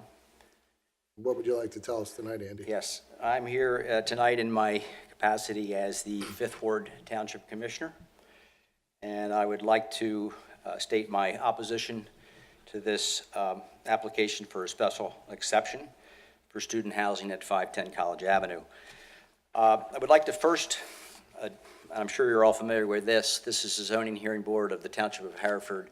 This is the application that the applicant filled out, dated April 3rd, 2019, signed by the applicant, the 2 applicants, and it's petition 2-19-10. So I think you all have copies of this. I don't need to submit this as evidence. But I want to focus on one question in particular, which I think is pertinent. It's question number 6 of the applicant, and I'll read it. The statement of grounds for the appeal, or the reasons both in law and in fact for the relief sought is, and their response is, all the standards set forth in the code, section 182-202B3E for student home use will be met. The proposed use will not have an adverse impact on the public health, safety, or welfare. It's that statement that I object to. I think it is clear from the evidence already provided that there's already been an adverse impact on the public safety and health and welfare of this neighborhood. And I would like to submit to this board into the record 2 police incident reports. I'm not sure I have enough copies, Mr. Chairman, but I will identify them. One is a police report filed on February 2nd of 2019, and comments made by Officer Andrew Jones. And I redacted all the personal information as it relates to, I referred to them as student, in this complaint, referred to them as student number 1, and I also redacted the information from the individual who filed the complaint. I referred to him as complainant. And then in the second report, dated February 22nd, filed by Officer McCreet, and in that case, I redacted the information of the 3 students involved in that incident, as well as the property owner's personal information. So if I could, Mr. Chairman, could I submit these as part of the record? And I'd like to read them into the record as well. Okay, and Andy, would you please first show them to Jamie? Sure.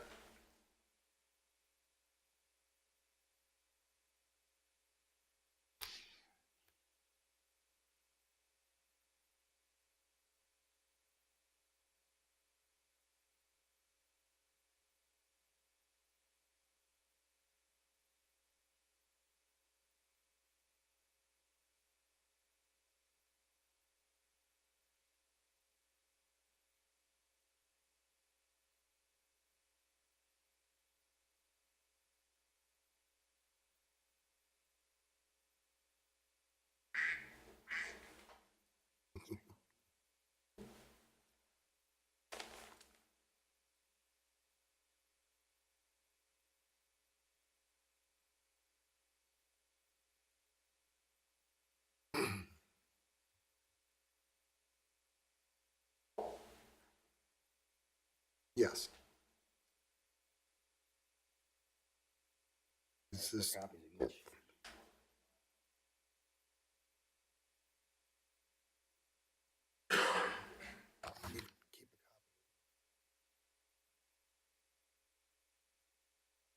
So the first incident report is from February 2nd.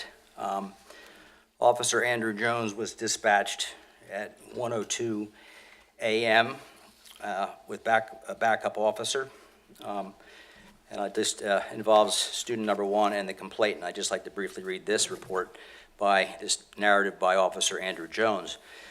Delcom reports of a loud music complaint at 510 College Avenue. Delcom further reports the caller, which I refer to as complainant, states a group of males at the listed address being loud and horse playing outside. On location, I made contact with resident, student number 1. Student number 1 stated they would be quiet for the remainder of the night, cleared without additional incident. That's one incident involving police and 2 of our police officers. Okay, we're going to mark that as Lewis 1. Okay. I think the far more egregious and alarming incident, which goes to my point about public safety, and actually to the safety of the students themselves, quite frankly, is a report dated February 22nd, filed by Officer Robert McCreet, and an incident which required the backup of 4 officers. So a total of 5 officers were on the scene. In this incident, I redacted the information regarding, as I said before, of the individual students, the tenants, student 1, 2, and 3, and the property owner. But I'd like to read the narrative of that police report by Officer McCreet. So this is dated 2/22, again, a narrative by Officer McCreet. And he states, while on patrol in the area of 500 College for a burglary detail, I did observe a large amount of vehicles and foot traffic at 510 College. At one point, There was a line of 11 Uber or Lyft vehicles parked on the side of the road at 510 College with people getting out. I did notify Officer McGuire, and we went to check on the property. In the driveway, I was met by student number 1. Student number 1 was holding a red Solo cup containing alcohol. Student number 1 is under 21. Student number 1 states that he lives at the residence with his roommates. He is currently a student, and I redacted the information about where he attends school. I referred to it as a university. So he currently attends a university and rents the property with other students. Student 1 advised police that he was having a party at the residence with a few friends. Student 1 did invite myself and Officer McGuire into the residence. Upon entering the residence, I did observe wall-to-wall people. We did enter through a back door. The back room, living area, dining room, kitchen were all filled with what appear to be underage people. 2 kegs were observed in the back room. In the dining room, 2 Gatorade jugs were also observed filled with liquor punch. Sergeant Chambers was notified of the party, and other units began to respond. Due to the sheer number of people, myself and Officer McGuire could not stop or detain anyone at this time. We did stand by while the house did clear out in an orderly fashion. There were approximately 200 people inside the house. Myself and Officer McGuire did stand by as the partygoers did leave. All the partygoers did exit the residence and were getting into Uber or Lyft vehicles. They all left without any additional incident. I did go back to the residence where I did speak with him and student number 2, the roommate. Both stated they rented the residence from the property owner who lives next door. They began renting around 1/10/19 and pay $5,650 a month. They state this was their second party of the year. So that means, I'm just digressing here, that means there was another party that the police didn't even know about, or the neighbors didn't even know about. So there were 2 parties as of February 22nd, in addition to the call that was already where police were dispatched to break up the noisy tenants. Back to the narrative here. They began, he said it was a second party. Student number 1 and his roommates built a stage in the living room and also boarded up the windows with wood and soundproofing material to quell the noise. Sergeant Chambers and Sergeant Reynolds did arrive. Officer Lane and Atkins arrived. So the student number 1 did allow police to complete a check of the residence to make sure no one else was there. Student number 3 was found in his bedroom and brought downstairs. At this time, the 2 kegs of beer were confiscated. The remaining alcohol was dumped out in the kitchen sink. The detainee forms were completed by the 3. Property owner was notified and he did respond. He was advised of the party and the charges and the changes to the property that had been completed. Photos were taken and will be attached. The confiscated kegs were placed into the Sally Port. At this time, the call was cleared.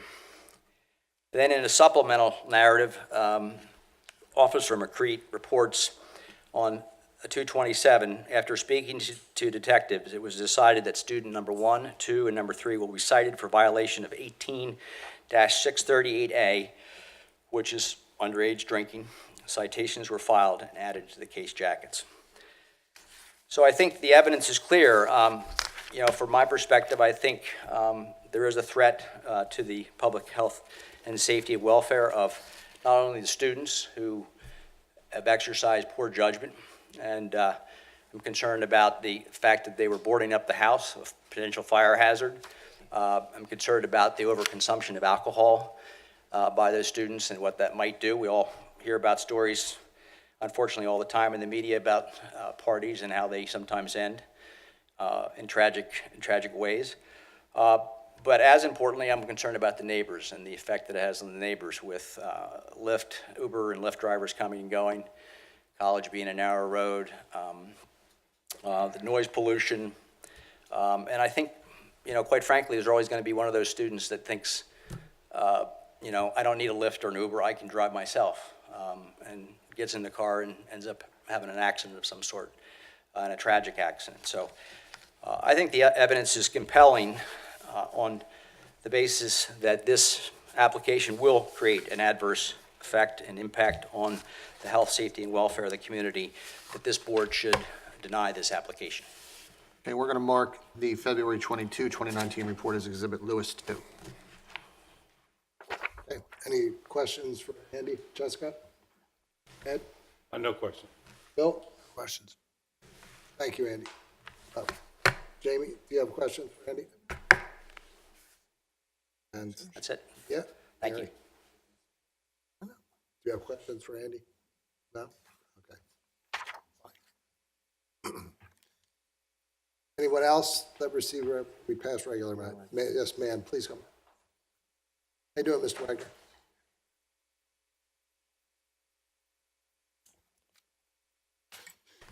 Please raise your right hand.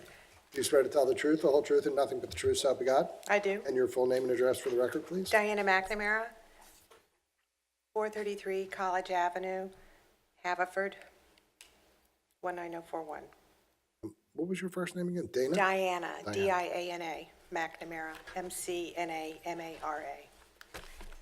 What would you like to tell us, Diana? First, I would like to request to be a party to the proceedings. And what is your address again?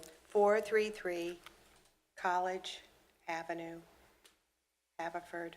And how close in proximity to 510 is that? I live across and 4 houses down, across the street on College Avenue and 4 houses down. Jamie, any objection? I would recommend that the board grant party status. Okay. Any discussion? No? Okay. Diana, you are now officially a party to this action. Thank you. So 2 of my requests were already granted. I wanted to make sure that Mr. Kennedy had testified under oath that 3 people were residing at the property on the lease. And then I also wanted to request a copy of the lease be granted to you, and you've got that. So first, I'd like to say that I am not opposed to a rental that is rented to a single family. We're a single-family neighborhood. We purchased our homes here with the intent of living in single-family neighborhood with the peace and quiet that a single-family neighborhood provides. We pay high taxes to live here, and we want the neighborhood that we bought into to be protected as a single-family neighborhood. The disturbances and dangers that can result from fraternity houses, college-type dormitories, and student houses are well documented in news accounts and in the recent citations for the public disturbances at 510 College Avenue. Underage drinking, loud, late evening and weekend parties that prevent families from enjoying their own backyards are symptoms of student and fraternity rental houses. The worst-case scenarios can result in injuries and even deaths. The safety for our community and my neighbors' well-being is the responsibility of the township commissioners. When you are presented with the option of allowing an illegally occupied house that does not meet the township requirements for safety and occupancy, you must take into consideration those that occupy the house safety and that of the surrounding neighborhood as well. It's my opinion that the housing zoning limitations of not more than 3 unrelated people is being flagrantly abused. I have observed that on any given day, at any given time, be it morning, afternoon, evening, or weekends, that there are consistently 5 cars in the driveway. On many occasions, there are more than 5 cars. For a house that is 5 bedrooms, 4.5 baths, this assembly of cars makes sense. However, it is not in keeping with the zoning requirements if there are more than 3 unrelated people residing in the home. I would like to submit photos of the 5 cars that are parked along with their license plates as evidence of support. There are other issues, and I have those photographs with their license plates that are there on a regular basis, if you'd like to have those. Okay. If you want to submit them. I do. Then you need to show them Sure. to Fine. Jamie. Mary, do you want to see them before they're submitted?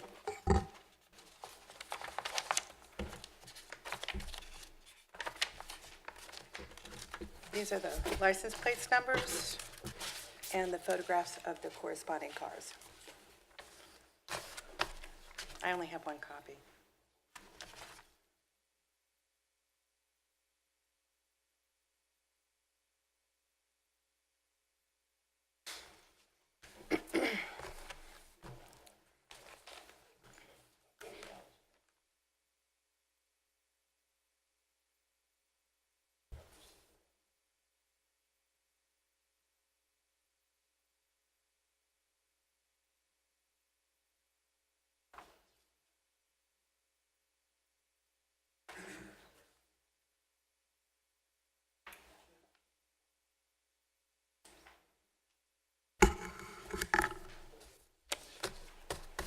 space.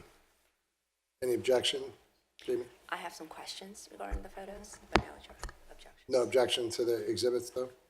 Okay.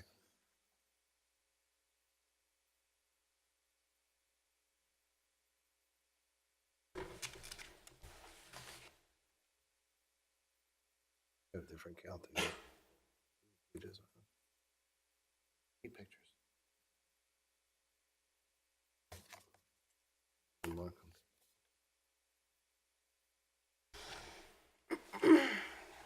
Okay, we're gonna have this marked as DM1, and it's a 9-page exhibit. The first page is typewritten, and then the 8 pages following are various photographs. Do you need these to question the witness? I don't know. Were those photos all taken on the same day, or do you have dates where those photos were taken? 2 of them were taken by my husband, and then the others were taken by me. I'm not sure if I could determine which ones are which, because we printed them out on the same printer. Okay, and you state in the cover page that those cars are there, quote, every day. And how do you know that they are there every day? Because I drive down College Avenue 2 or 3 or 4 or 5 times a day, and I make a point of looking in that driveway. And you believe that those same 5 cars are on that property They're every very- day? Yes, it's easy to see. The visibility from the road, there's nothing that obstructs the view up the driveway to the end of the driveway where all the cars are parked. I can't see what's in the garage. There are two parking places in the garage, so I don't know what's in there. Maybe there are more cars in there. These are just the cars in the driveway. Okay, and to your knowledge, are they there throughout the day, certain periods of the day? And between what time frame have you observed them there every day? As I said prior, I said that at any given day, at any given time, be it in the morning, afternoon, evenings, and weekends, there are consistently 5 cars in the driveway. And can you tell me since when you've observed those 5 cars?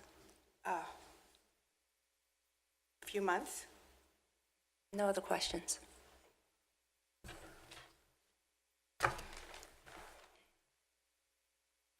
One second.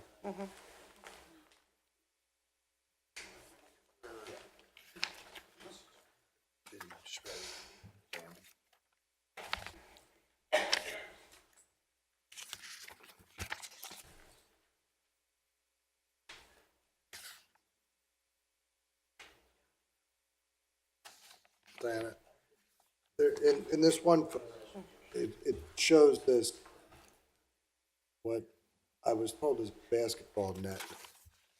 I'm gonna show this to you. Yeah, but Are they slats of wood across there? Or- I wasn't paying attention to that. I understand. I'm just trying to get a sense for the, If I may, could I just ask for the board for a 5-minute recess to talk to my clients? sure. Okay, 5 minutes. Okay. But we're gonna finish with Diana real quick, Jamie.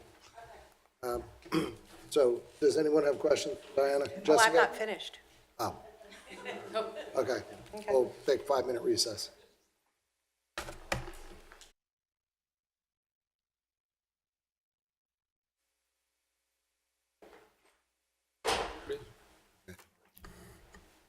So Diana was addressing the board.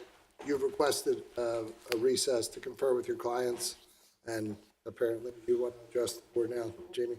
Yes, I do, thank you. The applicants, just hearing all of the neighbors' statements tonight, they were not fully aware of all of the issues that were going on in the neighborhood, and I guess sort of the unhappiness that has flowed from the situation. And they want to be a good neighbor. They don't want to have a situation where people are unhappy. They therefore will be withdrawing the application for the student home. And we just ask that the current tenants be provided enough time to just finish up their exams and move out. And when would that be? I believe they're in their finals week now, certainly by the end of May. Rather than take a break, I'll just ask our solicitor in the open, what, Certainly, the board can accept the withdrawal. The board doesn't have any enforcement power, so that's really up to whether the township takes any steps or the police takes any steps from this point forward. But certainly, the board can accept the withdrawal of the application. but from the perspective that Jamie making a request of the board, we will effectively be issuing a temporary permit? If we said, okay, until the end of May, I'm saying you don't have the authority to say that. but we have the authority to issue temporary permits. You would have to advertise for a temporary permit because that's not there. And theoretically, there's another neighbor not here that would have gotten notice of that. Okay, so, Code officer. but Certainly they can go to the codes office and ask for a temporary permit. do they have the authority? I don't think they have the authority to issue a permit for this. No, but they could issue a violation notice, which gives them so many days to comply. Is that basically what would happen, Kel? It's exactly what would happen. Violation notices give a certain amount of time. Zoning violations specifically are 30 days. And if we, which was already actually, I believe, issued for this, but I might be wrong. Even if we were to go to citation, by the time the courts, would see the case, it would probably be well their move-out date. Okay. Understood. Okay, well, there's no need for anyone to address the board. The application is being withdrawn. So there's nothing for us to decide. And do you have questions, Diane? See you. Yes, I do.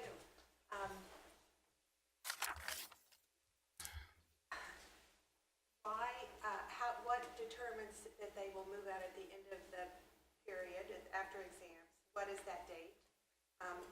Who is going to enforce that? Why, since evidently two groups of students have lived there over the last 2 years, no rental license has been given, they haven't applied for a permit for one. I think that they've operated in very bad faith. And what do we have to ensure ourselves that they will proceed with their promise now? Well, there's a citation pending, right? So that will follow its course. And what is the date, what's the time period for that? I don't know. We don't issue the citations. The code enforcement office does. We hear appeals to findings of the code enforcement office. So at some point, whatever caused them to go into the codes office and request a permit to rent to students, I don't know what that was, but they were denied, and therefore they came to us.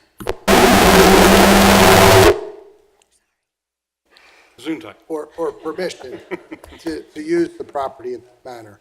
So now that request to us has been withdrawn, the codes office will proceed with their enforcement actions, which would, in the normal course, it sounds, take 30 days or so. But they're saying, they just said on the record in this proceeding that they would vacate after finals. What is that date? Release ends May 31st. When are finals over? I think they're in their finals week currently, but I'm not sure if the Villanova schedule, So- another so- week or two, perhaps. So they could conceivably move out after the last day of their finals. And that doesn't fall within the purview of this board. So that's, now that it's withdrawn from this board, it becomes a code enforcement matter. And I'm sure Kelly paid close attention to everything that was said here tonight and realizes how important it is to all of you. And we'll be vigilant with following up to make sure that happens. And the applicants will try to move as expeditiously as they can. And then in terms of the future use, obviously they can continue rental for a single-family dwelling, and they will get the necessary rental license for that. Well, you were a party, and now you're not, because there's no proceeding. Well, thank you, Jake. So this case is withdrawn. We have a couple more cases, so if you could quickly, if you were here only for that case, and let out so we can try to get to the other cases.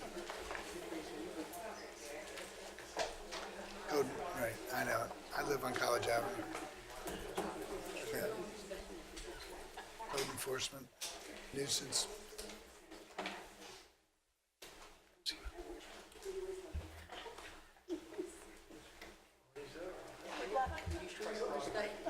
I need support, it looks like a bill for you.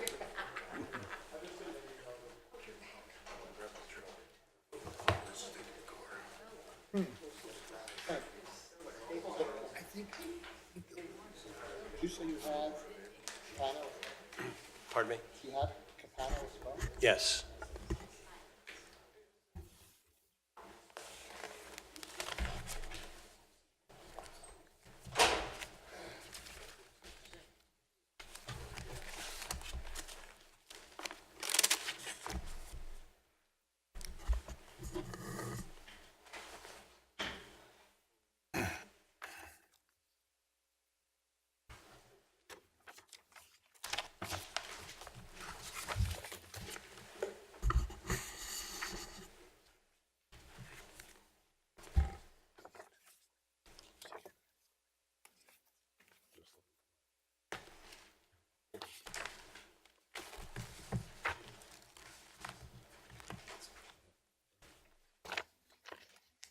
Why don't we do this one?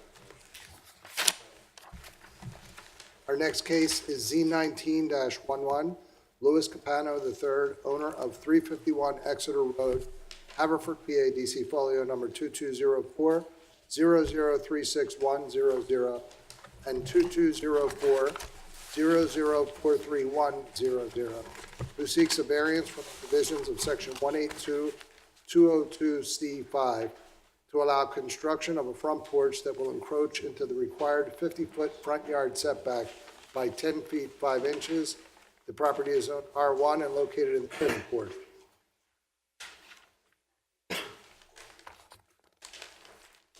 Mr. Kane, I did review the application. Standing is appropriate. Thank you. Thank you. Good evening. Fred Fromhold here on behalf of the applicant, Louis Capano, who is the owner of the property at 351 Exeter Road. I have pre-marked exhibits I would like to present to the board. I also have testimony from two witnesses. I think this is a rather straightforward application and would like to explain the application and our case to the board. If there are any persons here who have an interest in this, I have extra copy of our exhibits that I could present to them. If there are none, then I will just present them to the board.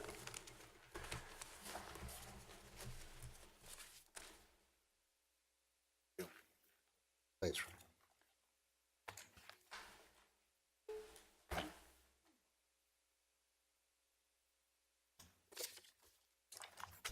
And I have two witnesses, Mrs. Capano as well as Kurt Fisher, who is an architect with Barbara Gaisel Architects. Perhaps what I can do is go through these exhibits. The first is a copy of the application that has been submitted, and this seeks a variance from the minimum front yard requirement under section 182-202C5. The purpose of the request is for a small addition to the front of the home at 351 Exeter Road. It's a mudroom entry addition that would be on the northeast corner of the home, and that will be seen very clearly in the plan exhibits. The next is a copy of the current deed indicating the standing of Mr. Capano by virtue of the conveyance on November 26, 2018. He is the legal owner of the home. Our next exhibit, A3, is a site plan of the property prepared by Jeffrey P. Turner. If everyone is looking at this plan, this shows the property, it shows the existing zoning requirements as well as compliance of the lot. You can see on the lot, it is improved with a single-family home, a tennis court, a detached garage. There are separate driveways that lead from Exeter Road into the site, one to the detached garage, the other is a bit of a semicircular driveway at the front entry of the home. Golf House Road is shown on the right-hand side on the east side of the lot. The orientation is to the north, to the top. If you go south on Golf House Road, you go a short distance and you're out to Ardmore Avenue. So that as you look at the plan, to the right of Golf House Road is Marion Golf Club with a practice putting green and the first hole that extends from the clubhouse. If you look at the next exhibit, A4, this shows the property from a slightly different orientation, with Clubhouse Road being on the lower part of that aerial photograph, which is a Google Earth aerial. On the left side of the photograph, you can see 351 Exeter Road with the tennis court and the home with the parking area in front, and the detached garage that we were talking about. If you go back to A3, you can see where the addition is proposed. The mudroom entry addition is at the northeast corner of the house. It extends slightly into the front yard. The architect has determined that the percentage of intrusion on the total required front yard is actually less than 1%, approximately 1/2%. There is an abundant amount of front yard, the 50 feet front yard that is on Exeter Road, and since it's a corner lot, there's also front yard on Golf House Road. Exhibit A5 shows the rendering of the addition, and I would like to have Mr. Fisher explain that to you briefly. It is compatible in terms of its architectural scale, building materials, and very similar to the front entry of the home, but subordinate to it. That is Exhibit A5. Exhibit A6 is the floor plan, the first floor plan.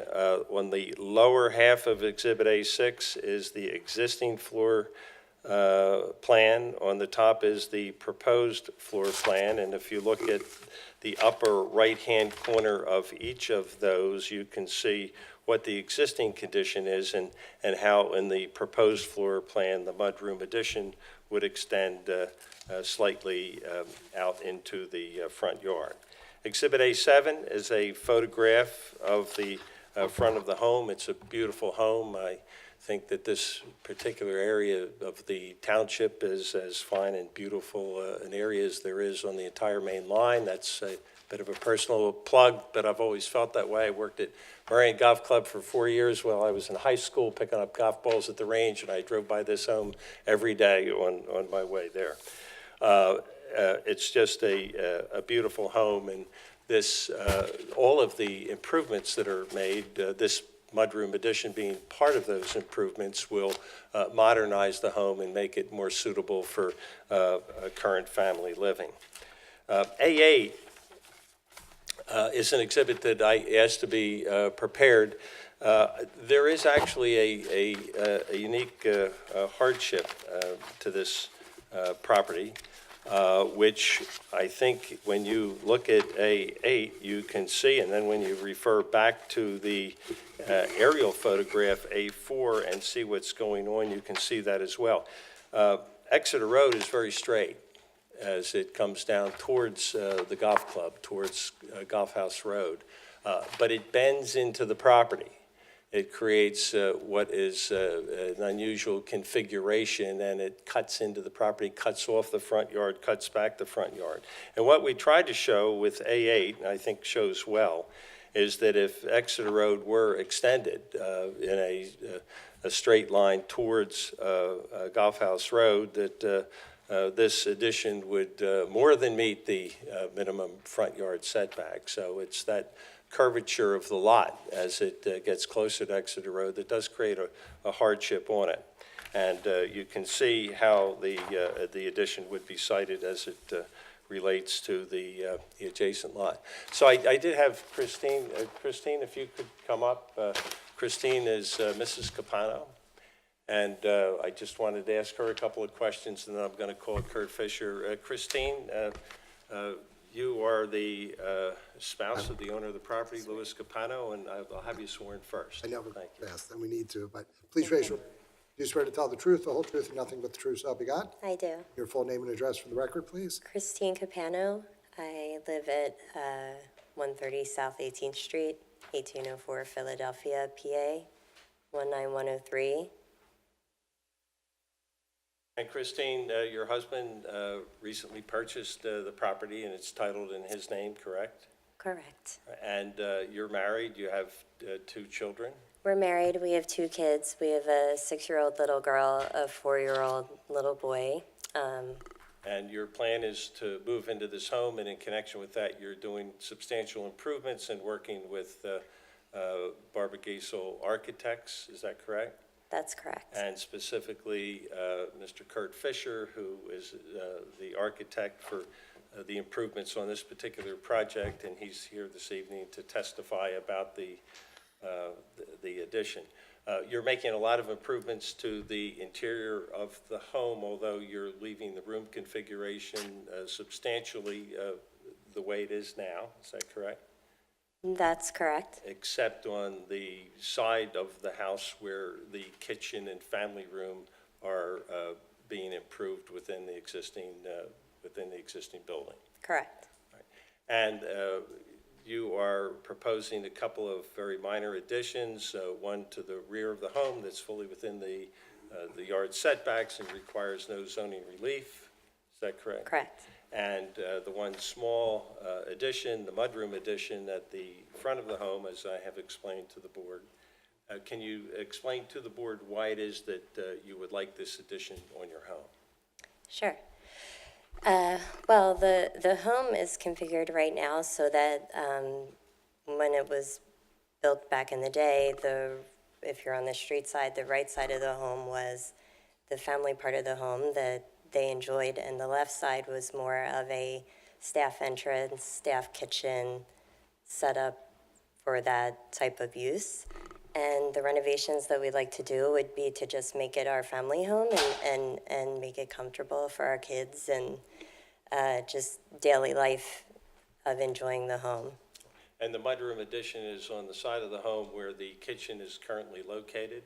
Correct. Right, and this will provide an entry area where you can come in inclement weather, and the kids can enter and take off their shoes and clothes before they enter into the main portion of the home, is that right? Correct. Very excited about about that.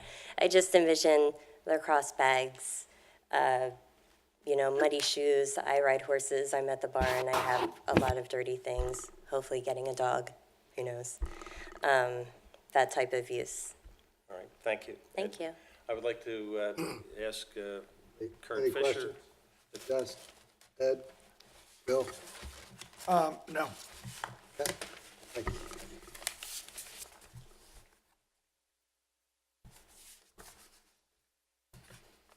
Please raise your right hand. Do you swear to tell the truth, the whole truth, and nothing but the truth, so help you God? Yes, I do. Your full name and the capacity in which you appear for the board, please. Kurt Fisher. And did you say my address? The capacity. Oh, I'm the architect. Kurt, I had pre-marked and had described to the board a number of exhibits, one of which is A5, which is are the elevations that show this particular addition.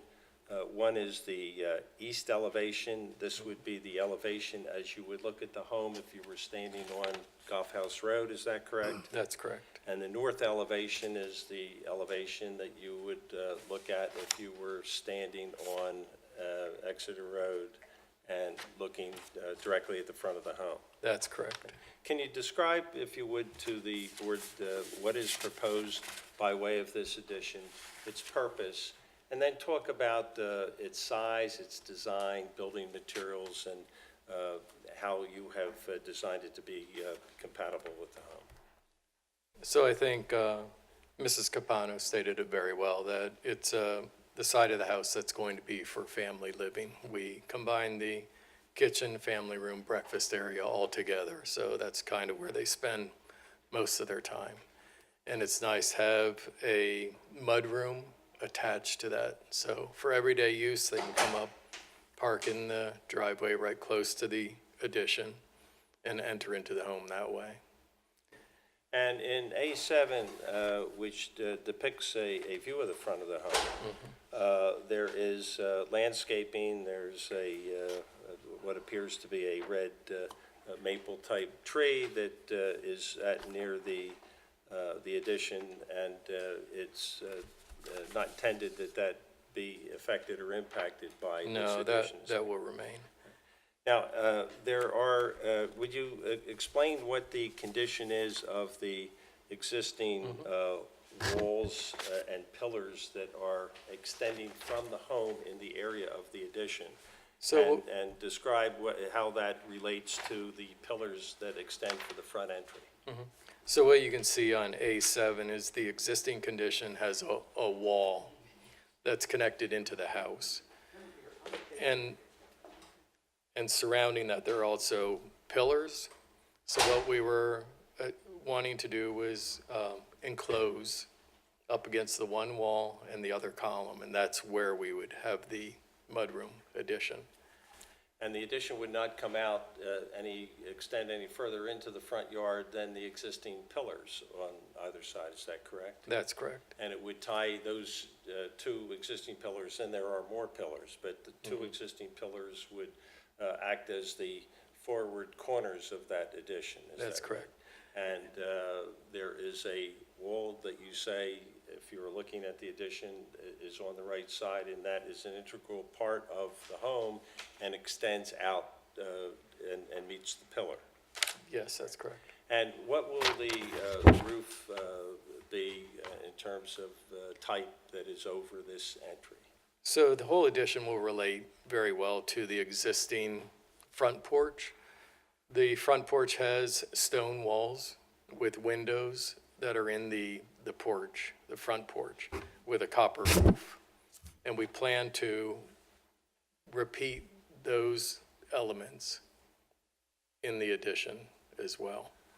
So there will be a window on each side of the addition with French door in front and two side lights.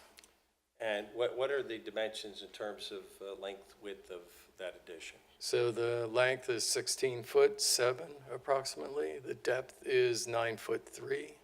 So it extends 9 feet 3 inches from the front wall of the home. That's correct. Kurt, is this the size needed to accommodate Mrs. Capano? Yeah, I think we would have wanted even more space than that, but since we had the existing wall, the existing column, trying to keep it a little farther back into the property. Okay, and given Enough. the irregular configuration or irregular lot configuration, is there any place on the else on the property that you could put this, that would make sense, and be in conformity with the codes? I think the important thing here is that we have this front courtyard, parking courtyard existing, and the garage is so far away. So there's no place else on the property, especially with this adjacent to the kitchen, as you described? you would have to really walk far around the house to get into it. So it's really, Thus rendering it unusable, basically, for its intended purpose? yes. And I think the other point that you had made when we had discussed this is it gives a sense of a point of entry that as you drive into the driveway, it is a place that would be noticed by guests, by delivery people, and so forth. Is that- That's correct, yeah. Thank you. Thanks, Fred. I Any would. questions, Jessica? Ed? The only question I have is, I'm looking at, you're going to be using the existing wall, existing pillars, so basically the patio now? Is that what it? I would think that wall was there to really hide what was more of the staff part of the house, the entry in there, and whether laundry was done there and everything else. That's what that wall was probably for, to really divide the view back to there. So now what we'll do is extend that wall up to create the addition. Right, so they're really not, it's more structural than a lot, so it's Basically already, enclosing what we have. yeah, I got you. That's all I have. Okay, Bill?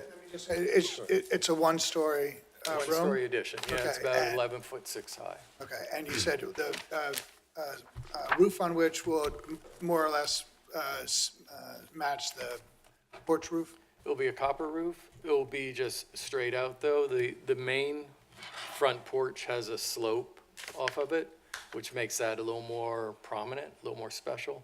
This one's going to be a little minor in comparison to that. So on the proposed and the existing, it looks like there's a wall that will be used and a pillar that will be used. And then to the right of that, there's one pillar that becomes 4. Is that somehow, is there a purpose to that? There's one pillar that becomes what? In the proposed plans, there is taken what looks to be a lone pillar, which becomes 4 pillars. Oh, no, those are not pillars. Those are HVAC units, air handling units. Those 4 squares you're seeing are Yeah. existing air handling units there. And are they enclosed? They have a fence around them, a wood fence, yeah. That's what that's showing.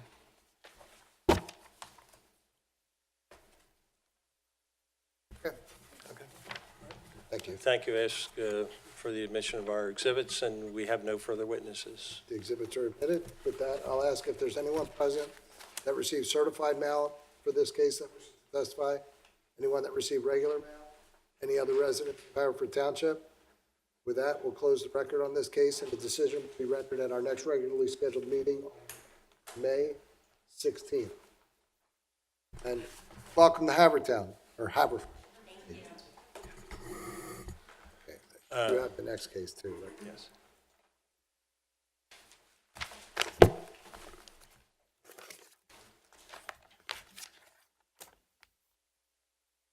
You, Z19-9, so you too? Yes, Okay. we do. Our next case will be Z19-9, Lisa Isaacs, equitable owner of 1025 Westchester Pike, Havertown, PA, DC folio number 2201-024420, who seeks a special exception from the provision of section 182-404B3D to allow an indoor recreational facility, Brazilian Jiu-Jitsu, close paren. Zone, the property is zone C3 and located in the 2nd Ward.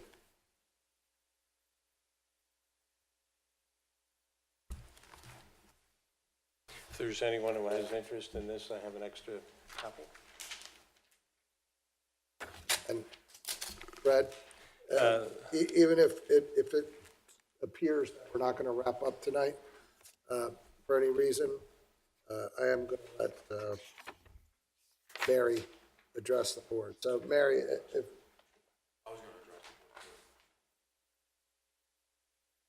Because we have to close.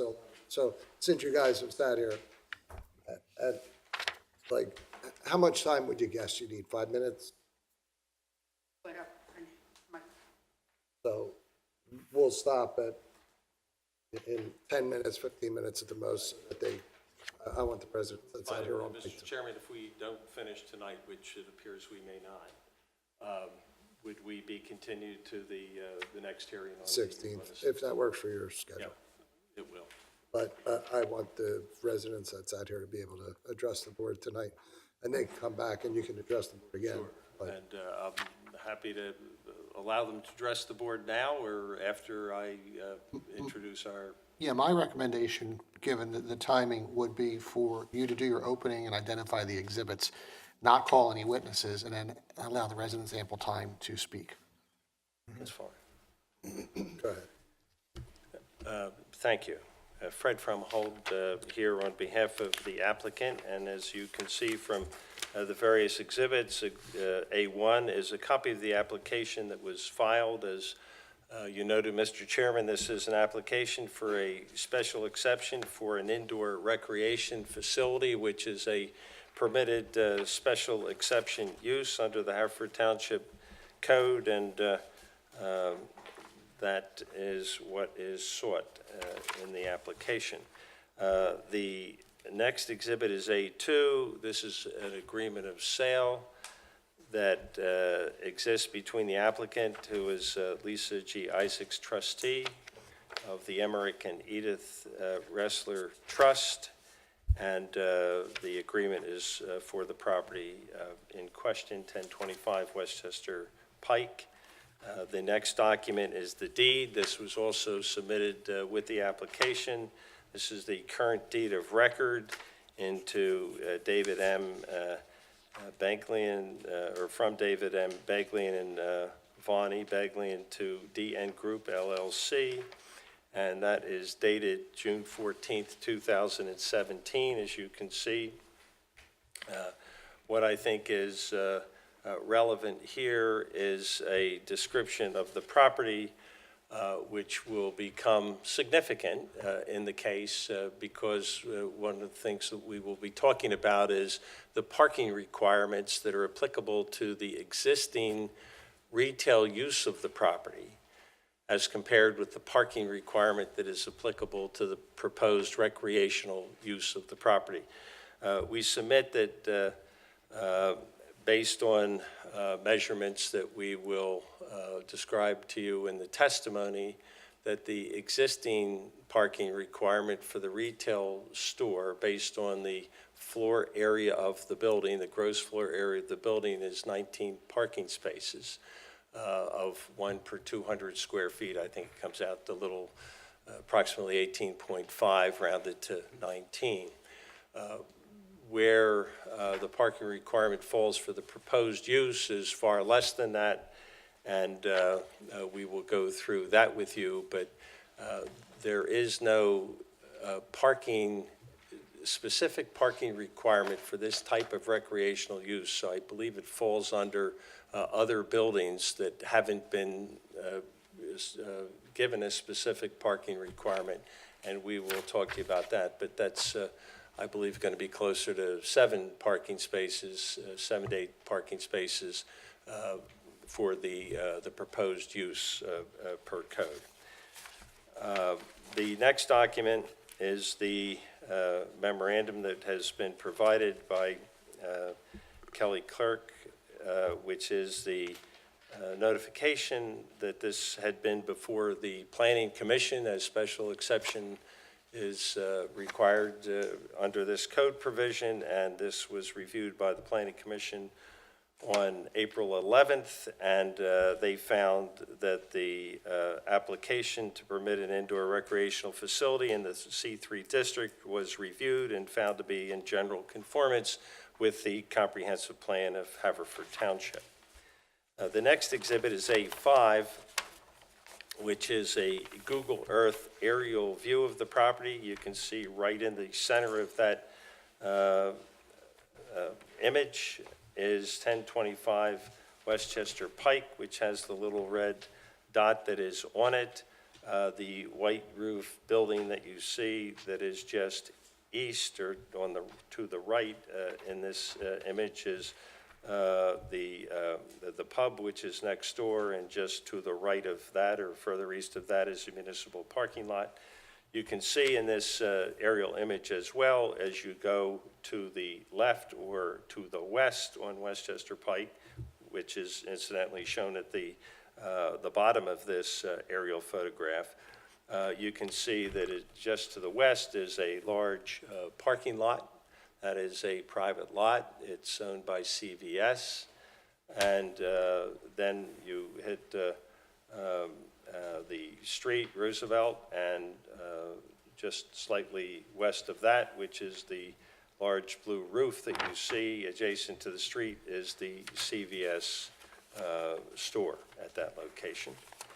A6 is a Google Earth street view of the property, which shows right in the middle the stone one-story structure, which is 1025 Westchester Pike. The building that you see that's two-story, just to the east of that is the Westgate Pub. So that is how the property appears when viewed from the street. It has been vacant and for sale for some time.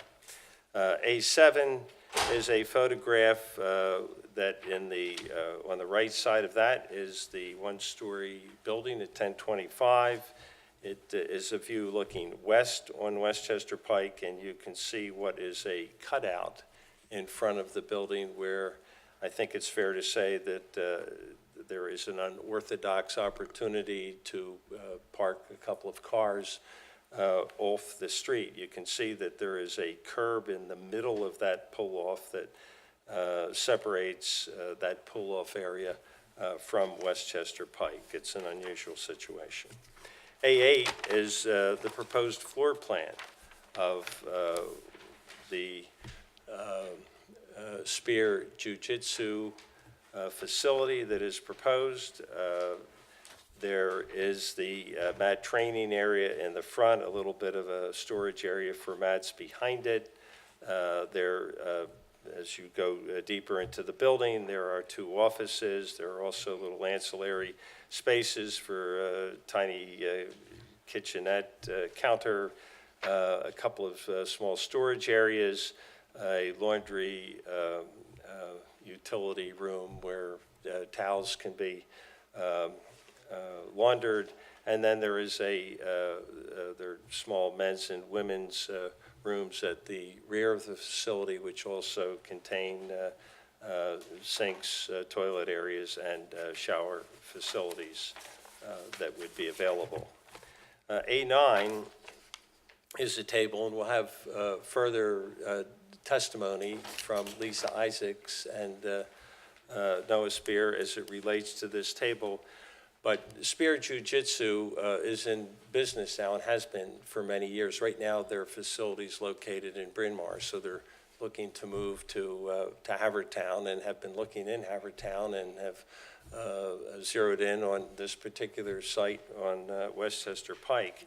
So the table that we are putting forward to you here shows the types of ages. There are three groupings, if you will: little spiders 4 to 8, kids 9 to 15, and then adults. And this is a list of the current session times that they have for this activity, and the numbers of participants that are currently in each of these groupings. This has been their average.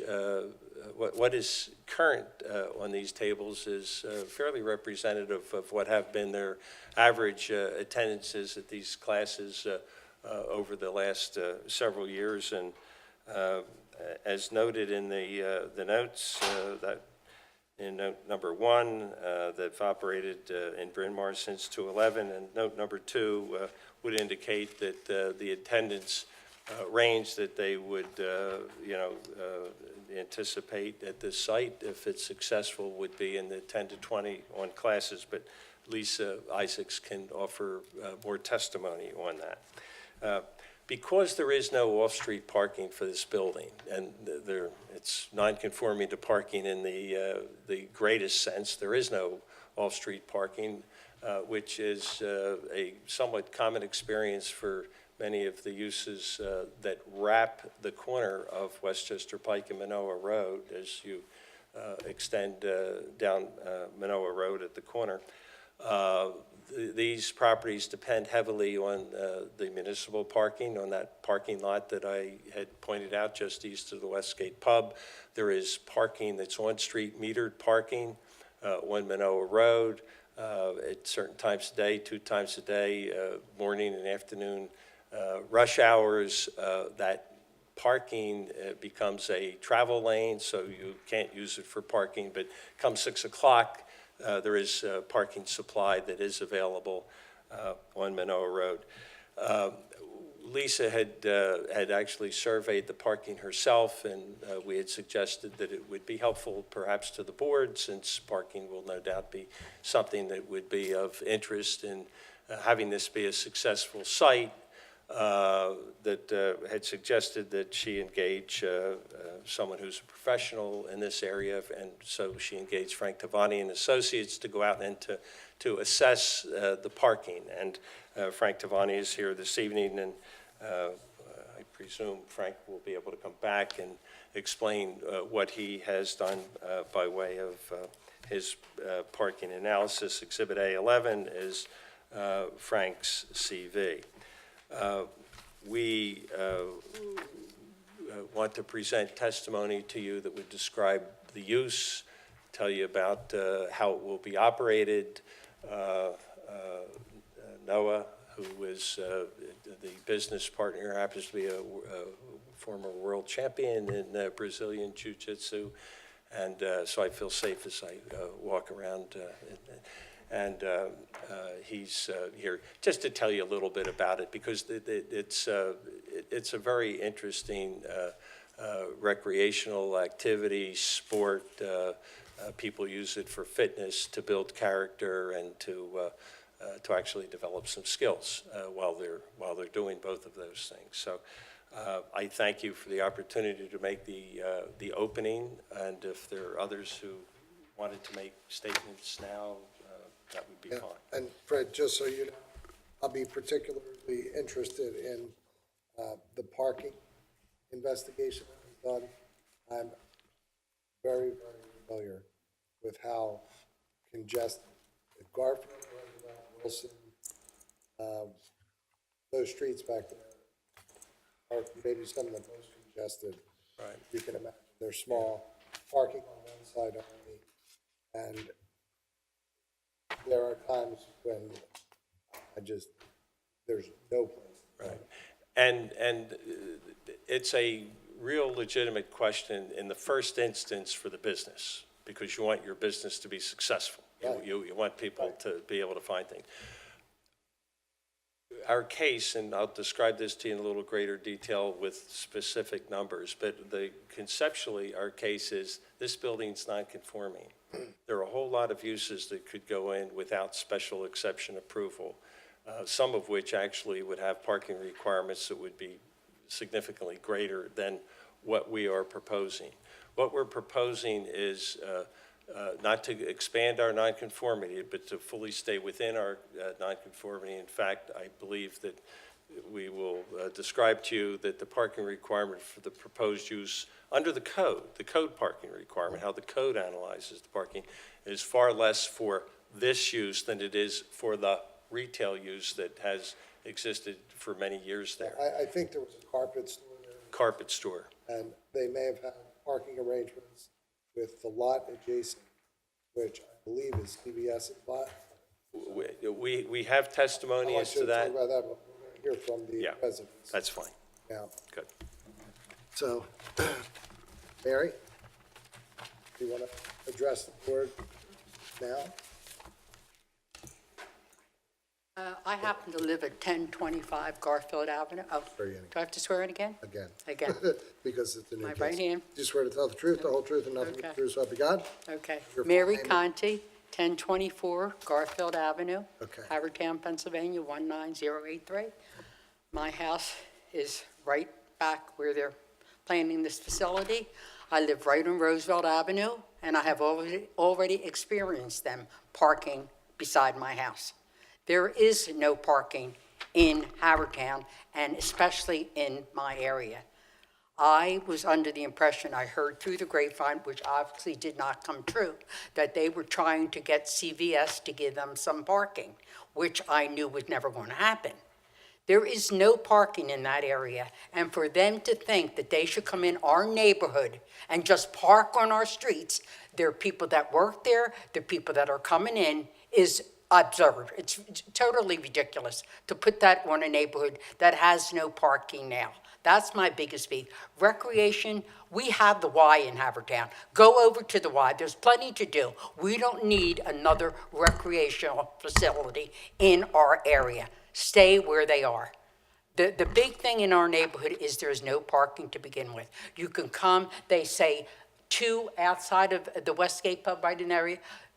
Maybe they could get 2. Are there people going to park there? Or are there going to be 2 people coming in from out of town to park there? We have the new opening of a pub in our area. It's a disaster. They say you can park in Sacred Heart Church. You can't park in that church. There's no parking there. Manoa Road is meters till 6 o'clock. It's free on Sunday. And that is about it. There is no parking in the area at all. They say 19 people. Who were they kidding? This is a joke. It's a total joke. Come live in the area and you'll see. I have dared them to say, let's park in Roosevelt Avenue. Well, just knock me out of my house. Why don't you just knock me out of the house? And my neighbors across the street on Roosevelt Avenue. Kids coming from school, come on. I had the bus stop on the corner, kids getting out. To have all these strange people parking on the corner where my children are go to school. It's crazy. If this gets passed, I'm telling you, it's ridiculous. This is one of the cases the township has to say, no, this is not a good spot. I lived around the corner from Bangleyan for years, the rug company. Never bothered anybody. He would park right there, and occasionally he would roll the rugs out in the CVS parking lot. He was lucky they didn't say anything, but they didn't. And occasionally you'd get someone to go check out a rug, maybe 1 or 2 cars. They were going the rest of the day. That was it. This is not going to happen in CVS parking lot. They're not going to allow it, and I don't want them outside my house. They've already parked outside in Roosevelt Avenue because I've seen them going around the corner. Why didn't they park in the 2 spots then? They're not even open for business yet, and they're parking outside my house. That's the big thing with me. We don't need recreation in our area. Thank you. Right, do you have any questions? I do. Thank you. Any board members have questions? Please raise your right hand. Do you swear to tell the truth, the whole truth, and nothing but the truth, so help you God? Yes. And your full name and address, please. Mike Bianco, 1022 Garfield Avenue. How do you spell your last name, Mike? B as in boy, IANCO. I'm just here to talk about the parking also. It's at a premium already. You can't even park there. They're going to open up the new pub, and it's supposed to be like the Crossbar, so they're going to have dinners there, so there's going to be a lot of people, especially when it opens up. The rug place, they didn't really have foot traffic there. They just kind of ran their business out of it. You can't park at CVS. The parking, I'm just here to say about the parking. I don't know, they're going to have 10 people. They want to grow their business. How do you know they're not going to have 50 in a year, 100 in 2 years? I don't know where everybody's going to park. There's just not enough spots. And there's people that come and park and leave it for weeks, their cars there already. I mean, I don't know how, we all pay our taxes to live there. There's just nowhere, there's no parking lot there. I don't understand how it's going to happen, to be honest with you, without making it a worse situation than it is. Like you were saying earlier, you know what it is. It's just terrible there. It's all Wilson, 15 years. Yeah, so. I mean, you know, But on the other side, sometimes we become limited in what we can do because, let's say the current owner came in and said he wanted to, or they wanted to do something with that property. If we say, no, you can't do anything there, that's a problem for us legally, because you can't say you can do nothing with your property. but where are they going to park? Where's the 7 spots at? The municipal We're lot, going to hear that from there's Mr. 20 Tamani. businesses right there, and there's only 25 spots in the municipal lot. I don't understand how it's going to And I've seen jive. the cars parked on There's the already arguments on sidewalk. Facebook. They're leaving letters on cars because they come around on the Wilson, then they come around on the Garfield already from the nail salon. And this is just going to add more fuel to the fire. Sorry, I don't know what's going to happen. Yeah. It's just, we're not going to be able to park when we get home. So that's just, the parking is just unbearable over there. And I don't know how adding another business there is going to help. That's all. Any questions? A couple of questions, if I can, Mr. Bianco. Did you receive a notice from the township of this hearing? I heard from Mary here. Okay. I don't think anybody knew about this going on. I only walked over and saw a sign on the, by the front window last week. What was your address again, Mike? 1022 Garfield. I've been there for 10 years, it's getting worse, it gets worse every year. May I just ask Mary, and I didn't get your last name. Conti, C-O-N-T-I, Mary Conti. Thank you. May I just ask whether you received the notice from the township Yes. of this hearing? Did you also receive an invitation from our client to a presentation at 7 No. o'clock a couple of weeks ago? No. I'm not fighting them, I'm just fighting the park. No, yeah, I have nothing against them, it's just the whole parking situation's a mess, people are ready to fight each other over there. Understood, and it's, You're gonna have another 20, 30 court, and it's 11 o'clock, and I know it's a hard time. And I was just going to leave you with this, if I may, and that is to say that we are not seeking any relief as it relates to parking. We believe that we comply with parking. I understand the concern, I think the board does as well, but we'll pick it up next time. Yeah. All right. With that, we'll continue this case to our next regularly scheduled meeting, May 16th. We would normally go till 12 o'clock, but the township has the doors that self-lock. And once those doors lock, it's not considered an open, which would be illegal. Therefore, we have to stop unless someone stands out there and holds the door open, which might set off. We are adjourned.